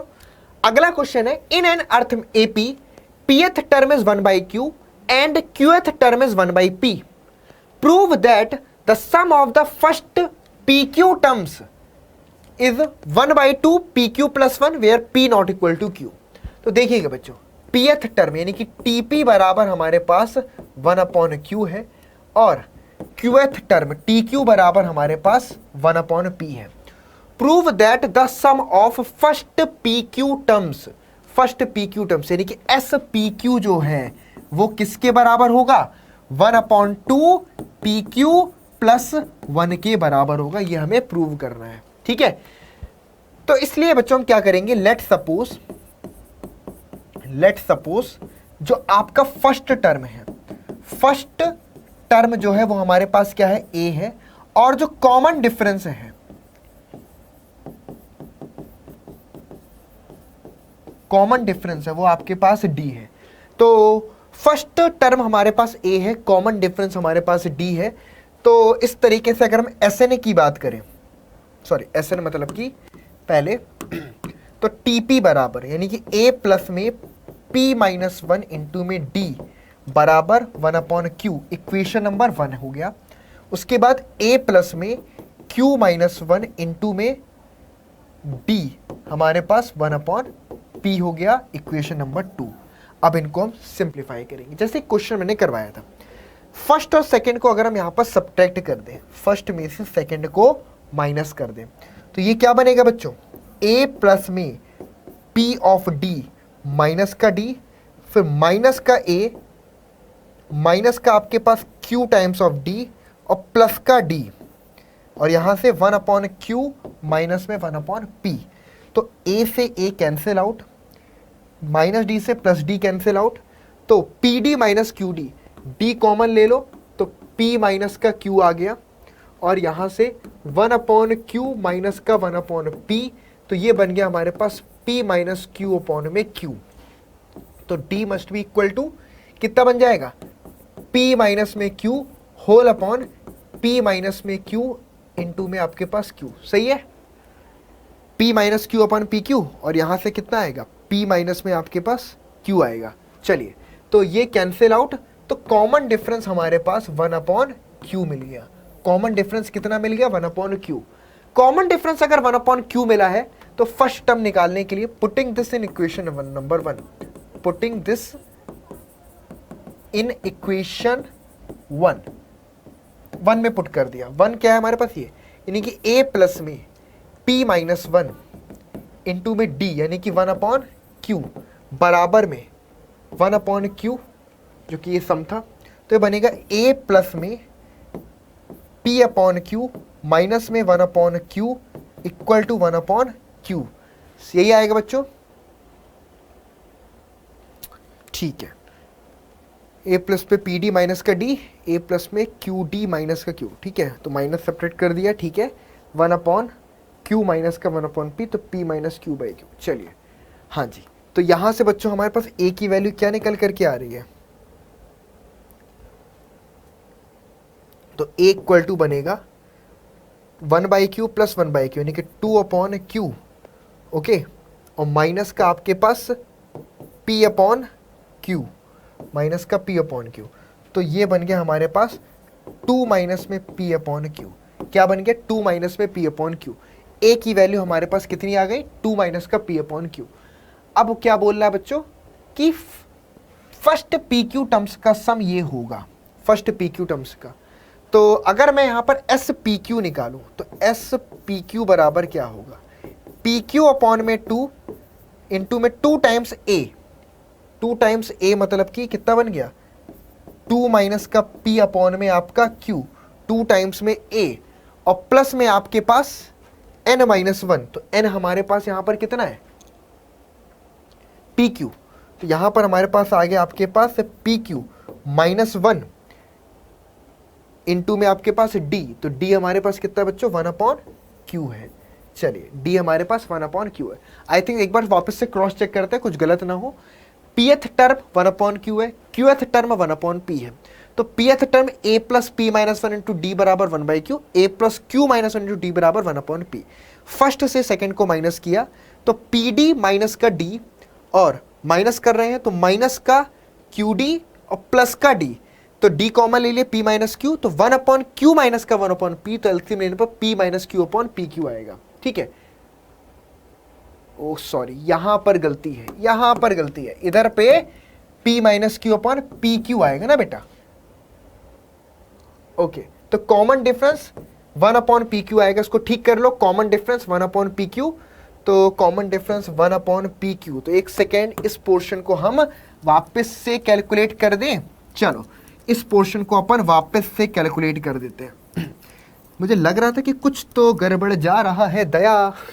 चलो ठीक है, इस पोर्शन को वापस से कर देते हैं। वैल्यू अपन ने रख दी, तो a ये बन जाएगा हमारे पास 1 अपॉन क्यू माइनस का आपके पास 1 अपॉन में पी क्यू इक्वल टू आपके पास 1 अपॉन क्यू। तो 1 अपॉन क्यू से 1 अपॉन क्यू कैंसिल, तो a की वैल्यू 1 अपॉन में पी क्यू आएगी। a की वैल्यू कितनी आएगी, a is equal to 1 upon P q निकल करके आएगा। इज इट क्लियर और not, a must be equal to 1 upon P q. So अब अगर मैं यहां पर sum to first p q terms यानी कि एस पी क्यू निकालना है, तो बन जाएगा पी क्यू बाई 2 और यहां पर 2 टाइम्स a की वैल्यू कितनी निकल के आ गई, 1 upon P Q, 1 upon P Q, और प्लस में पी क्यू माइनस का 1 इंटू में d, जो कि हमारे पास ये भी 1 अपॉन में पी क्यू आ रहा है। बहुत बढ़िया, 1 अपॉन में पी क्यू आ रहा है, ठीक है, क्लोज ब्रैकेट। तो ये बन जाएगा हमारे पास पी क्यू अपॉन में 2 टाइम्स पी क्यू, और यहाँ से प्लस का 1 माइनस में 1 अपॉन में आपका पी क्यू। तो ये बन जाएगा एक तरीके से पी क्यू अपॉन में 2 और 2 में से 1, तो यानी कि 1 अपॉन पी क्यू प्लस में 1 मल्टीप्लाई करोगे तो ये आ जाएगा आपके पास 1/2 प्लस में आपके पास पी क्यू बाई 2। ओके, तो ये बन गया हमारे पास 1 प्लस में पी क्यू अपॉन में 2। कितना आ गया, 1 प्लस में पी क्यू अपॉन में 2। तो ये हमारा आंसर प्रूव हो गया। क्लियर है, तो थोड़ी सी यहां पर अपन गलती कर रहे तो उसको ठीक कर लेना, सिंपल। डी की वैल्यू यहां पर P minus q upon P q आएगा। चलिए, तो इस तरीके से क्वेश्चन कंप्लीट होता है, और अब हम मूव करेंगे आपका नेक्स्ट क्वेश्चन पर। In an arithmetic progression the first term is 2 and the sum of first 5 terms is 1/4 of the next 5 terms। पहले 5 टर्म्स का जो सम है, ओके, वो अगले 5 टर्म्स के सम का 1/4 है, so that the 20th term is minus का 112। इसको ऐसे समझते हैं, फर्स्ट टर्म हमारे पास क्या है बच्चों, 2 दे रखा है, और लेट सपोज कॉमन डिफरेंस जो है वो d है। लेट सपोज जो कॉमन डिफरेंस है, कॉमन डिफरेंस वो क्या हमारे पास d है। ओके, तो फर्स्ट 5 टर्म्स यानी कि क्या होंगे, a1 plus a2 plus a3 plus a4 plus a5, first 5 का टर्म्स का सम 1/4 है। नेक्स्ट 5 टर्म्स के मतलब कि a6 प्लस में a7 प्लस में a8 प्लस में a9 प्लस में a10, 3 और 2 5। क्लियर है, फर्स्ट 5 टर्म्स का सम 1/4 है नेक्स्ट 5 टर्म्स के। तो अगर मैं यहां से अगर देखूं तो a क्या है हमारे पास, 2 है पहला टर्म, सेकंड टर्म क्या होगा, 2 प्लस में d होगा, थर्ड टर्म क्या होगा, 2 प्लस में 2d होगा, फोर्थ टर्म क्या होगा, 2 प्लस में 3d होगा। नोट करना, फोर्थ टर्म क्या होगा, 2 प्लस में आपका 3d होगा, और फिफ्थ टर्म क्या होगा, 2 प्लस में आपका 4 टाइम्स d होगा। 1/4 1/4। सिक्स्थ टर्म क्या होगा, देखना बच्चों, 2 प्लस में आपका 5 times of d। Seventh term add करते चलना, सबको ऐड कर रहे हैं ये ब्रैकेट में, और 2 प्लस में आपका 6 टाइम्स ऑफ d, और एट्थ टर्म 2 प्लस में आपका 7 times of d। Ninth term 2 plus में आपका 8 टाइम्स ऑफ d, और 10th टर्म 2 प्लस में आपका 9 टाइम्स ऑफ d।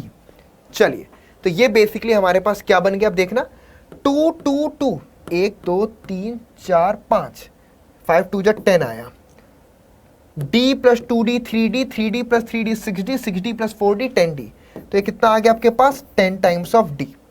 यहां से आपके पास बना 1/4 ब्रैकेट में 1 2 3 4 5 यानी कि 10 बना, और इधर से देखना 6 प्लस 5 11, 11 प्लस 7 18, 18 प्लस में 8 26, और 26 प्लस में 9 35, 35 टाइम्स d ये बन गया। सिंप्लीफाई कर लो बच्चों उसको, तो 40 प्लस में 40 टाइम्स d बराबर में 10 प्लस में 35 टाइम्स में d। तो ये बन जाएगा आपके पास कितना, ये हमारे पास बन जाएगा 40 यानी कि 5 times d equal to minus का 30। तो d की वैल्यू आपके पास माइनस का 6 निकल के आएगी, d की वैल्यू माइनस का 6 आएगी। सिंपल, d की वैल्यू बच्चों कितनी आ गई, माइनस का 6 निकल करके आ गई। अब अगर d की वैल्यू हमारे पास माइनस का 6 है, सो नाउ फर्स्ट टर्म हमारे पास 2 है, तो सो दैट 20th टर्म अगर मैं t20 निकालूं जो कि होगा a प्लस में 19 टाइम्स ऑफ d के बराबर, तो 2 प्लस में 19 और d की वैल्यू कितनी है, माइनस का 6, तो कितना बनेगा 2, 9 6 जा 54, कैरी आया 5, 6 1 जा 6 और प्लस 5 11, तो माइनस का 114, दैट इज माइनस का 112। तो t20 बराबर में माइनस का 112 आंसर निकल के आएगा। क्लियर है, t20 बराबर माइनस का 112 आंसर निकल करके आएगा। इज इट क्लियर और नॉट? हो गया बच्चों, t20 बराबर माइनस का 112 हमको निकल करके आएगा।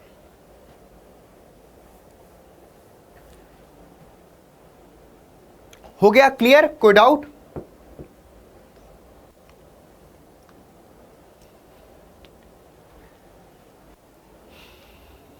चलो, आई होप क्लियर है, इसमें किसी को कोई डाउट तो नहीं है। नेक्स्ट क्वेश्चन है बच्चों, बहुत इंपॉर्टेंट क्वेश्चन है, ये क्वेश्चन मोस्ट इंपॉर्टेंट है। ठीक है, आ जाइए, क्वेश्चन मोस्ट इंपॉर्टेंट है यार। सभी लोग लाइक जरूर से कर देना, क्लियर है, सब लोग लाइक जरूर से कर देना यार। देखते हो ना, धीरे धीरे जब क्लास जाती है तो पूरी एनर्जी उसी पे निकल जाती है ना। तो एनर्जी मेंटेन रहे तो लाइक वाइक करते रहा करो, और हार्ट वार्ट कमेंट सेक्शन में भेजते रहा करो। ठीक है, एनर्जी आती है प्यार देख करके तुम लोगों का।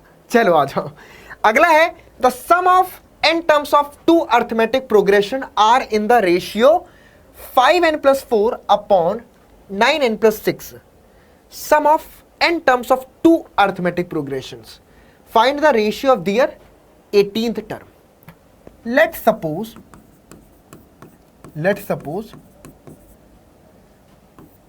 फर्स्ट टर्म, इसको मैं डायरेक्ट बताता हूं, ठीक है? अब आप लिखना तो सीख ही गए, डायरेक्ट समझते हैं इसको। मान लो दो एपी है हमारे पास, एक है हमारे पास फर्स्ट एपी है ना, इसका फर्स्ट टर्म मान लो हमारे पास कितना है, इसका फर्स्ट टर्म हमारे पास ए है और कॉमन डिफरेंस मान लो स्मॉल डी है, ठीक है? अब हमारे पास एक सेकेंड एपी है, सेकेंड एपी क्या है, जिसका फर्स्ट टर्म हमारे पास क्या है बच्चों, कैपिटल ए, और इसका कॉमन डिफरेंस हमारे पास क्या है आपका, कैपिटल डी है। कॉमन डिफरेंस हमारे पास क्या है बच्चों, कैपिटल डी है। फर्स्ट एपी का फर्स्ट टर्म ए है, कॉमन डिफरेंस स्मॉल डी है। सेकेंड एपी का फर्स्ट टर्म ए है, ठीक है? तो अगर मैं पहली एपी के फर्स्ट एन टर्म्स की बात करूं तो कितना बनेगा, पहली एपी के first n term, nth term क्या बनेगा, ए प्लस में एन माइनस वन इंटू में डी बनेगा, और दूसरी एपी का एनथ टर्म क्या बनेगा, ए प्लस में एन माइनस वन इंटू में कैपिटल डी। ये चीज समझ में आया? मतलब कि पहली एपी का nth term a plus n minus one into में डी, दूसरी एपी का nth term capital A plus में एन माइनस वन इंटू में डी। हमको क्वेश्चन में क्या गिवन है, find the ratio of their 18th term. हमें इनके 18th टर्म का निकालना है, यानी कि T18 बटे में T-18 निकालना है, जो कि बनेगा a प्लस में 17 times of d whole upon a plus में 17 times of capital D। T18 बटे T-18 a प्लस में 17 times of d whole upon capital A plus में 17 टाइम्स ऑफ डी। तो ये चीज अगर हम देखें तो हमें ये निकालना है, इसकी वैल्यू हमें फाइंड करनी है बेटा, इसकी वैल्यू आपको फाइंड करनी है। और गिवन क्या है, इसके एन टर्म्स के सम का, यानी कि अगर मैं एस एन की बात करूं, एस एन क्या बनेगा, तो वो बनेगा एन बाई टू, यहां पर 2a plus n minus one into में डी, और एस डैश ऑफ एन क्या बनेगा बच्चों, एन बाई टू ब्रैकेट में 2a प्लस में आपके पास एन माइनस वन इंटू में कैपिटल डी।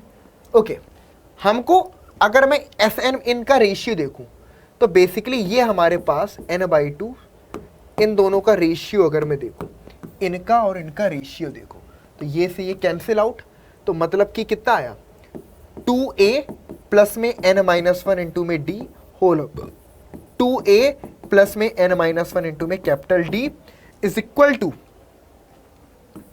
a प्लस में 17 times of d whole upon capital A plus में 17 टाइम्स ऑफ d। ओके, चलो यहां से 2 कॉमन निकाल लेंगे, तो a प्लस में n minus one by two into में d होल अपॉन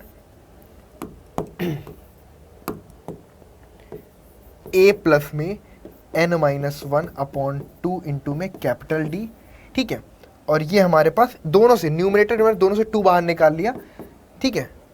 एक सेकेंड, ये थोड़ी गिवन है, रुको रुको रुको, ये हमारे पास नहीं गिवन। हमको क्या गिवन है बेटा, इनका रेशियो 5n प्लस 4 क्या गिवन है, 5n प्लस 4 बटे में 9n प्लस 6 गिवन है, 9n प्लस 6।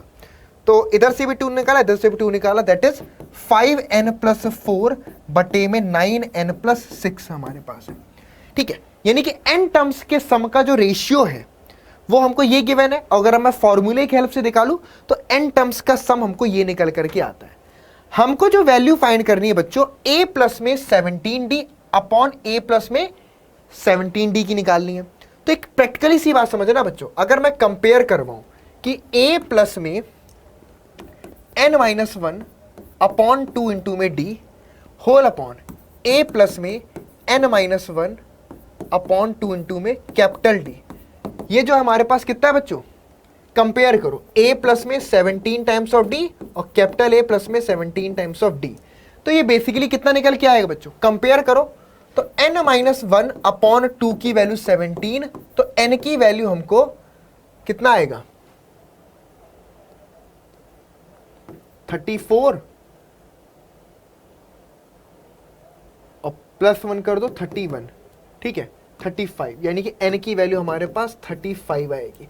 n की वैल्यू क्या निकल करके आएगी 35 आएगी।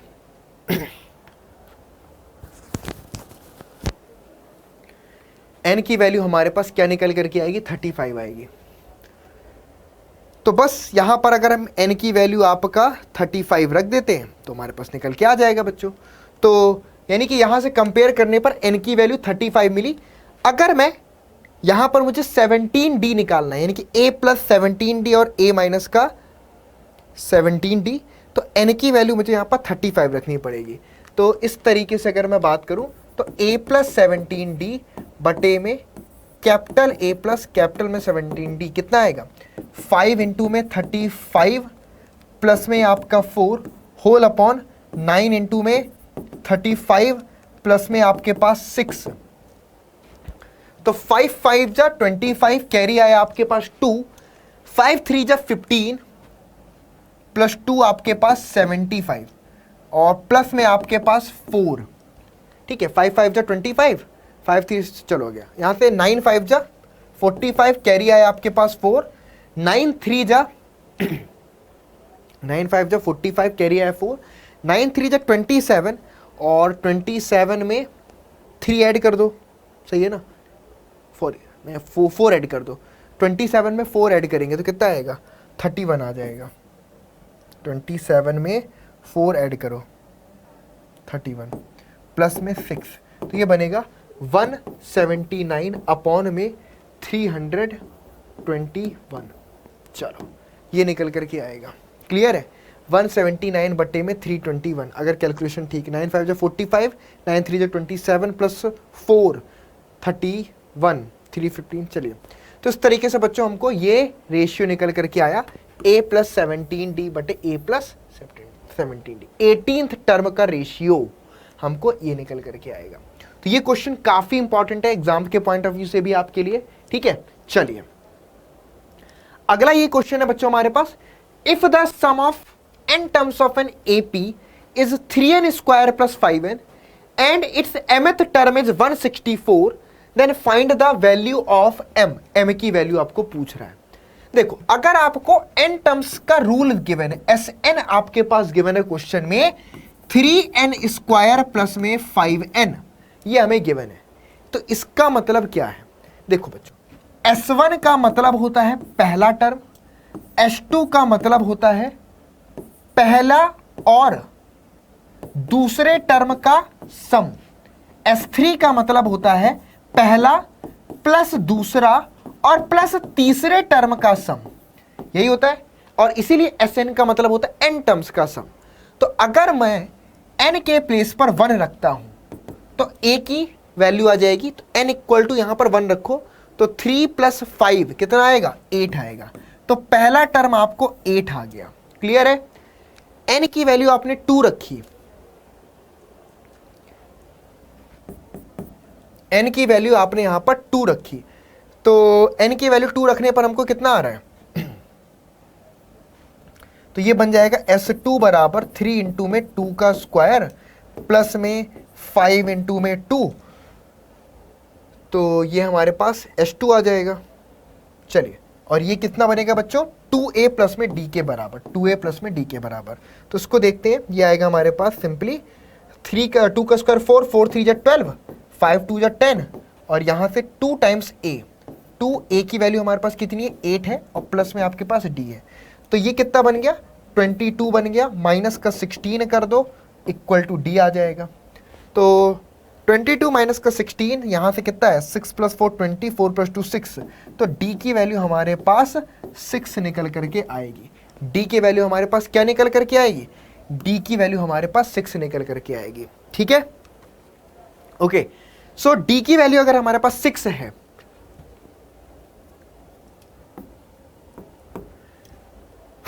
तो क्या बन गया, पहला टर्म आ गया, डी की वैल्यू आ गई।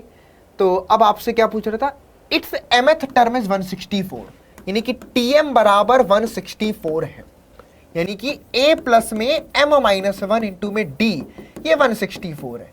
a की वैल्यू कितनी है, 8 है, और m माइनस 1 और d की वैल्यू कितनी है हमारे पास, 6 है, इक्वल टू 164। तो कितना बनेगा, 8 प्लस में 6m माइनस का 6 बराबर में 164, तो ये बन गया 6m 162, 164 में 2 माइनस करोगे, प्लस का 2 था, 162, m बराबर 162 अपॉन 6, तो 6 2 जा 12, 4 आया, 6 7 जा 42, तो m की वैल्यू 27 निकल करके आएगी। m की वैल्यू कितनी निकल के आएगी बच्चों, 27 निकल करके आएगी। m must be equal to 27, clear है, m आपका 27 के बराबर होगा।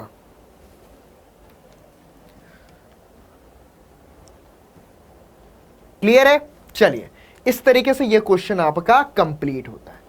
अगला क्वेश्चन है बच्चों, if the sum of the 3 numbers in AP is 24 and their product is 440, find the numbers. आपको नंबर्स फाइंड करने हैं, ठीक है। Sum of the 3 numbers of AP is 24 and their product is 440, तो फाइंड द नंबर्स, नंबर्स हमें find करना है, clear. तो चलिए आइए इस क्वेश्चन में अब क्या देखते हैं। हमें एपी नहीं मालूम, लेकिन उनका मालूम है कि sum of 3 numbers in AP is 24। तो जब भी ऐसा कुछ गिवन हो कि उन 3 नंबर्स का सम है और प्रोडक्ट गिवन हो, तो लेट सपोज जो एपी है वो हमारे पास a minus D, A and a plus D. इससे फायदा क्या होता है, देखो इससे फायदा ये होता है कि अगर a minus D, A plus D, ये एक अर्थमेटिक प्रोग्रेशन ही है, सिंपल सा। लेकिन अगर मैं इसके 3 टर्म्स का सम देखूं, तो a माइनस डी प्लस में a and a plus,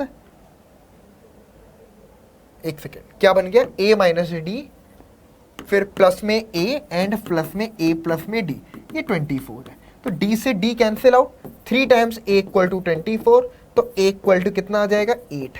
a की वैल्यू हमको 8 निकल करके आ गई, क्लियर है, a इज इक्वल टू 8 आ गया। प्रोडक्ट क्या बोल रहा है, इनका प्रोडक्ट यानी कि 8 माइनस का d इंटू में 8 प्लस में d, ये प्रोडक्ट हमारे पास 440 है। तो इसको अगर हम डिवाइड कर देंगे तो कितना बन जाएगा, 8 5 जा 40, कैरी आया 4, 8 5 जा 40, तो 55 आ गया। तो ये बन गया 64 माइनस का डी स्क्वायर बराबर में 55। तो यहां से अगर हम सॉल्व करें तो डी स्क्वायर बराबर में 64 माइनस का 55, तो यहां से हमारे पास 14 में से 5 अगर हम माइनस करेंगे तो 9 आएगा, 6 में से 5 कर दिए तो यही आ गया सिंपल। तो डी स्क्वायर, तो डी की वैल्यू यहां से हमको 3 आ गई, डी की वैल्यू 3। तो एपी क्या बनेगा, एपी बनेगा हमारे पास a minus D, A and a plus D. तो जब, अच्छा d की वैल्यू 2d आएंगे, d की वैल्यू d भी आएगा प्लस माइनस 3 आएगा। तो अगर मैं a इक्वल टू आपका लेकर के चलता हूं 8 और d की वैल्यू लेकर के चलता हूं 3, तो ये क्या बनेगा, 8 माइनस 3 यानी कि 5, फिर 8 और फिर 8 प्लस 3 कितना बन गया, 11। एक तो ये बनेगा और दूसरी AP बनेगी आपके पास, AP1 है, AP2 है, दूसरी AP बनेगी 11, 8 और 5।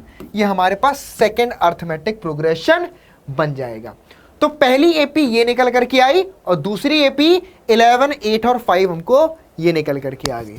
आई बात क्लियरली समझ में कि नहीं आई, हो गया। तो इस तरीके से ये क्वेश्चन हमारा होता है बच्चों, बहुत अच्छा इंटरेस्टिंग क्वेश्चन था। अब ये क्वेश्चन हमारा बहुत इंपॉर्टेंट क्वेश्चन है, इसको अपन डिस्कस करेंगे।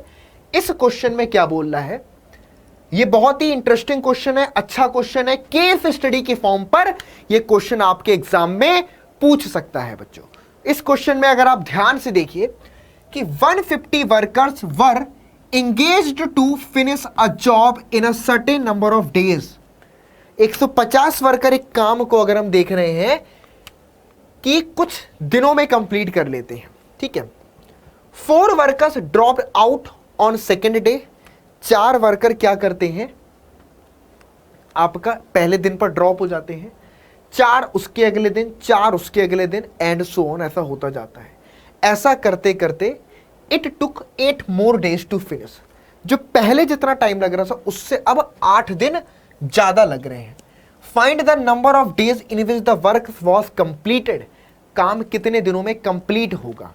ऐसे समझते हैं, एक कंप्लीट काम जो होता है, होल वर्क, होल वर्क क्या हुआ, एक काम की बात कर रहे हैं तो होल वर्क एक 1 यूनिट के तौर पर हम ट्रीट करते हैं, ठीक है। अगर let suppose if no workers will leave then work will be completed। अगर कोई वर्कर नहीं छोड़ता है ना, कोई वर्कर नहीं छोड़ता, तो let suppose work will be completed in n days, कितने दिनों में कंप्लीट होता, n डेज में कंप्लीट होता, ठीक है। लेट सपोज होल वर्क जो आपके पास है वो क्या है बच्चों, 1 है। और if no workers will leave, कोई भी वर्कर्स आपका लीव नहीं करता, then work will be completed in n days, work जो आपका है वो n दिनों में, work will be completed in n days में कंप्लीट हो जाता। सोचो अगर n डेज में वर्क कंप्लीट होता तो एक दिन का काम क्या होता, 1 डे वर्क क्या होता, 1 डे वर्क होता आपके पास 1/n, ठीक है, 1 डे वर्क होता 1/n। टोटल कितने वर्कर्स काम कर रहे थे, 150 वर्कर्स। सोचो डेली 150 वर्कर बराबरी से काम करते, कोई वर्कर काम छोड़ करके नहीं जाता, तब एक वर्कर एक दिन में कितना काम करता, तो 1 डे वर्क बाई 1 वर्कर, एक वर्कर के एक दिन का काम कितना होता। सोचो 150 वर्कर है और एक दिन में 1/n काम होना है। सोचो 150 वर्कर काम करना स्टार्ट किए, एक दिन में पूरे काम का 1/n पार्ट होगा, तो 150 वर्कर मिलकर के काम कर रहे हैं, तो एक वर्कर कितना काम करेगा, एक वर्कर सिंपली 1/n में 150n काम करता। तो ये निकल करके आया कि एक वर्कर एक दिन में कितना काम करता है, 1/n में 150n काम करता है। अब समझना पहले दिन क्या हुआ, पहले दिन 150 वर्कर्स ने काम किया और हर एक वर्कर ने 150n काम किया, ओके। दूसरे दिन 146 वर्कर्स ने काम किया और हर वर्कर ने 150n काम किया। तीसरे दिन 142 वर्कर्स ने काम किया और 150n हर एक वर्कर ने काम किया। ये पहले दिन का काम है, ये दूसरे दिन का काम है, ये तीसरे दिन का काम है। अगर आप इसको इस तरीके से देखें तो टोटल काम कंप्लीट करते करते कितने दिन लग गए, n+2 डेज लग गए, और n+2 डेज में जाकर के काम कंप्लीट हुआ। तो पहले दिन का काम, दूसरे दिन का काम, हर दिन के काम को जोड़ोगे तो पूरा कंप्लीट काम जो है वो आ जाएगा, यानी कि 1 के बराबर आ जाएगा, ओके। तो यहां से अगर आप 1/n में 150n कॉमन निकाल लेते हो तो बनेगा 150 प्लस में 146 प्लस में 146 प्लस में 142 और डॉट डॉट डॉट, इस तरीके से आपका n+2 days, okay, is equal to 1। तो यहां से बन गया 150 प्लस में 146 प्लस में 142, कितने दिन, n+2 डेज, ठीक है। और ये हमारे पास 150n के बराबर क्रॉस मल्टीप्लाई हो गया। क्या हो गया, क्रॉस मल्टीप्लाई हो गया।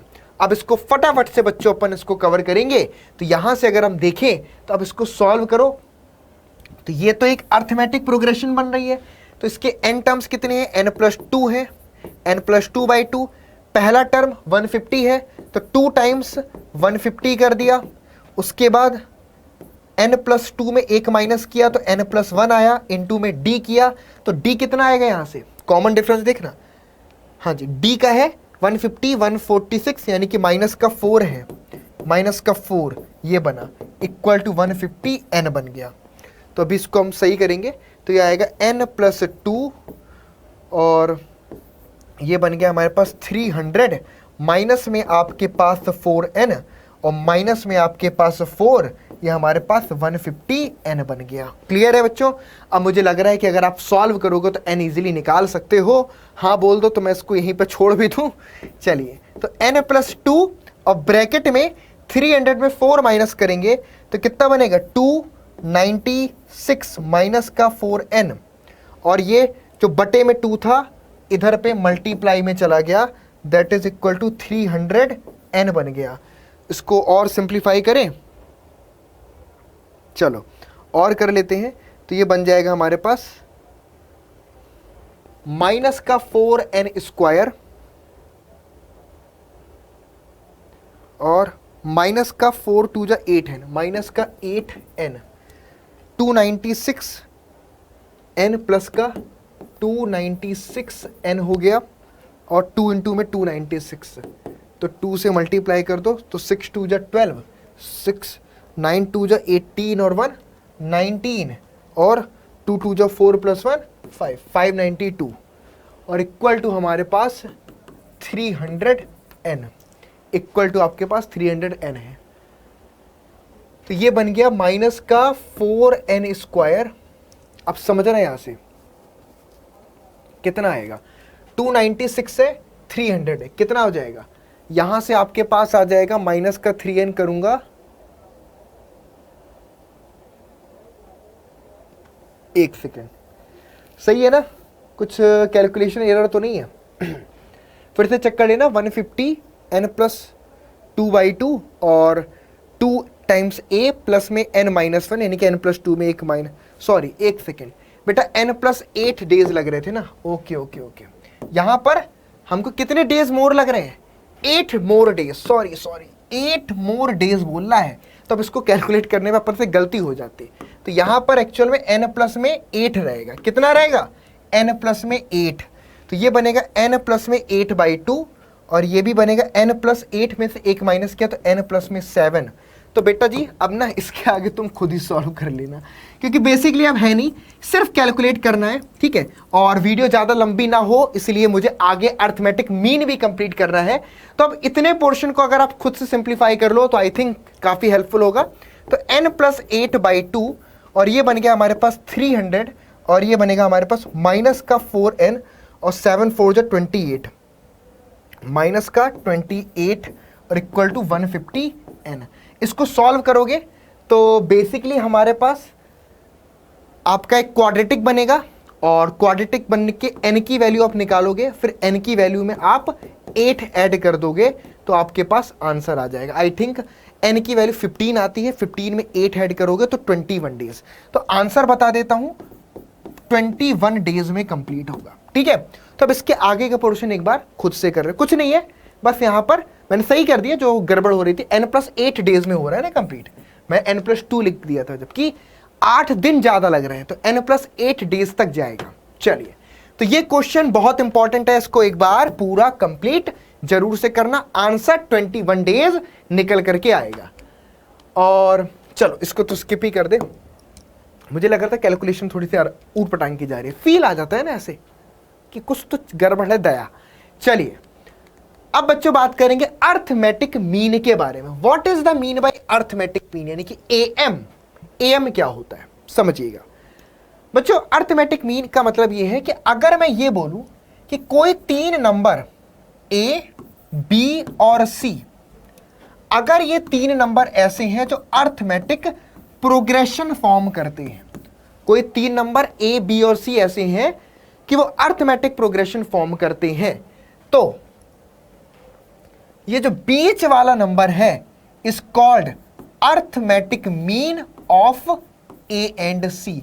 ए और सी का अर्थमेटिक मीन बोला जाएगा, ठीक है बच्चों। अगर कोई 3 नंबर ऐसे हैं ए, बी और सी वो इस तरीके के हैं कि ये तीनों नंबर हमारा अर्थमेटिक प्रोग्रेशन फॉर्म करते हैं। क्या फॉर्म करते हैं? अर्थमेटिक प्रोग्रेशन फॉर्म करते हैं। ठीक है, तो जो बीच वाला नंबर है उसको हम बाकी के दो नंबर्स का अर्थमेटिक मीन बोलते हैं। और इसको रिप्रेजेंट कैसे करते हैं? अगर ये एपी फॉर्म करते हैं तो इसका मतलब क्या है कि b माइनस ए, इन दोनों का कॉमन डिफरेंस, इनका जो डिफरेंस आएगा यानी कि c माइनस बी के बराबर आएगा। तो यहां से 2b बराबर आएगा a प्लस सी, तो b जो होता है वो a प्लस सी बाई 2 होता है। तो अगर आपके सामने कोई भी दो नंबर्स मिले कि 2 एंड 5 दो नंबर हैं, तो आपको अगर इन दो नंबर्स का अर्थमेटिक मीन बताना है, तो एक तरीके से एवरेज दो नंबर्स का अर्थमेटिक मीन, तो 2 प्लस 5 बाई 2 यानी कि 7 बाई 2 इन दो नंबर्स का अर्थमेटिक मीन निकल करके आएगा। क्या आएगा बच्चों? 7 बाई 2 दो नंबर्स का अर्थमेटिक मीन निकल करके आएगा। आई बात समझ में? ठीक है, तो दो नंबर्स हैं, अगर उनका अर्थमेटिक मीन निकालना है तो इस तरीके से हमको उनको ऐड करके 2 से डिवाइड कर दें। ये तो बात हुई जब सिर्फ एक अर्थमेटिक मीन आपको फाइंड करना है, जब सिर्फ एक एम आपको निकालना है। अब अगर मैं यहां से बात करूं, समझना ध्यान से, कि आप एक से ज्यादा नंबर भी इंसर्ट कर सकते हैं। सपोज करो, ठीक है, एक नंबर ए है और एक नंबर आपके पास बी है।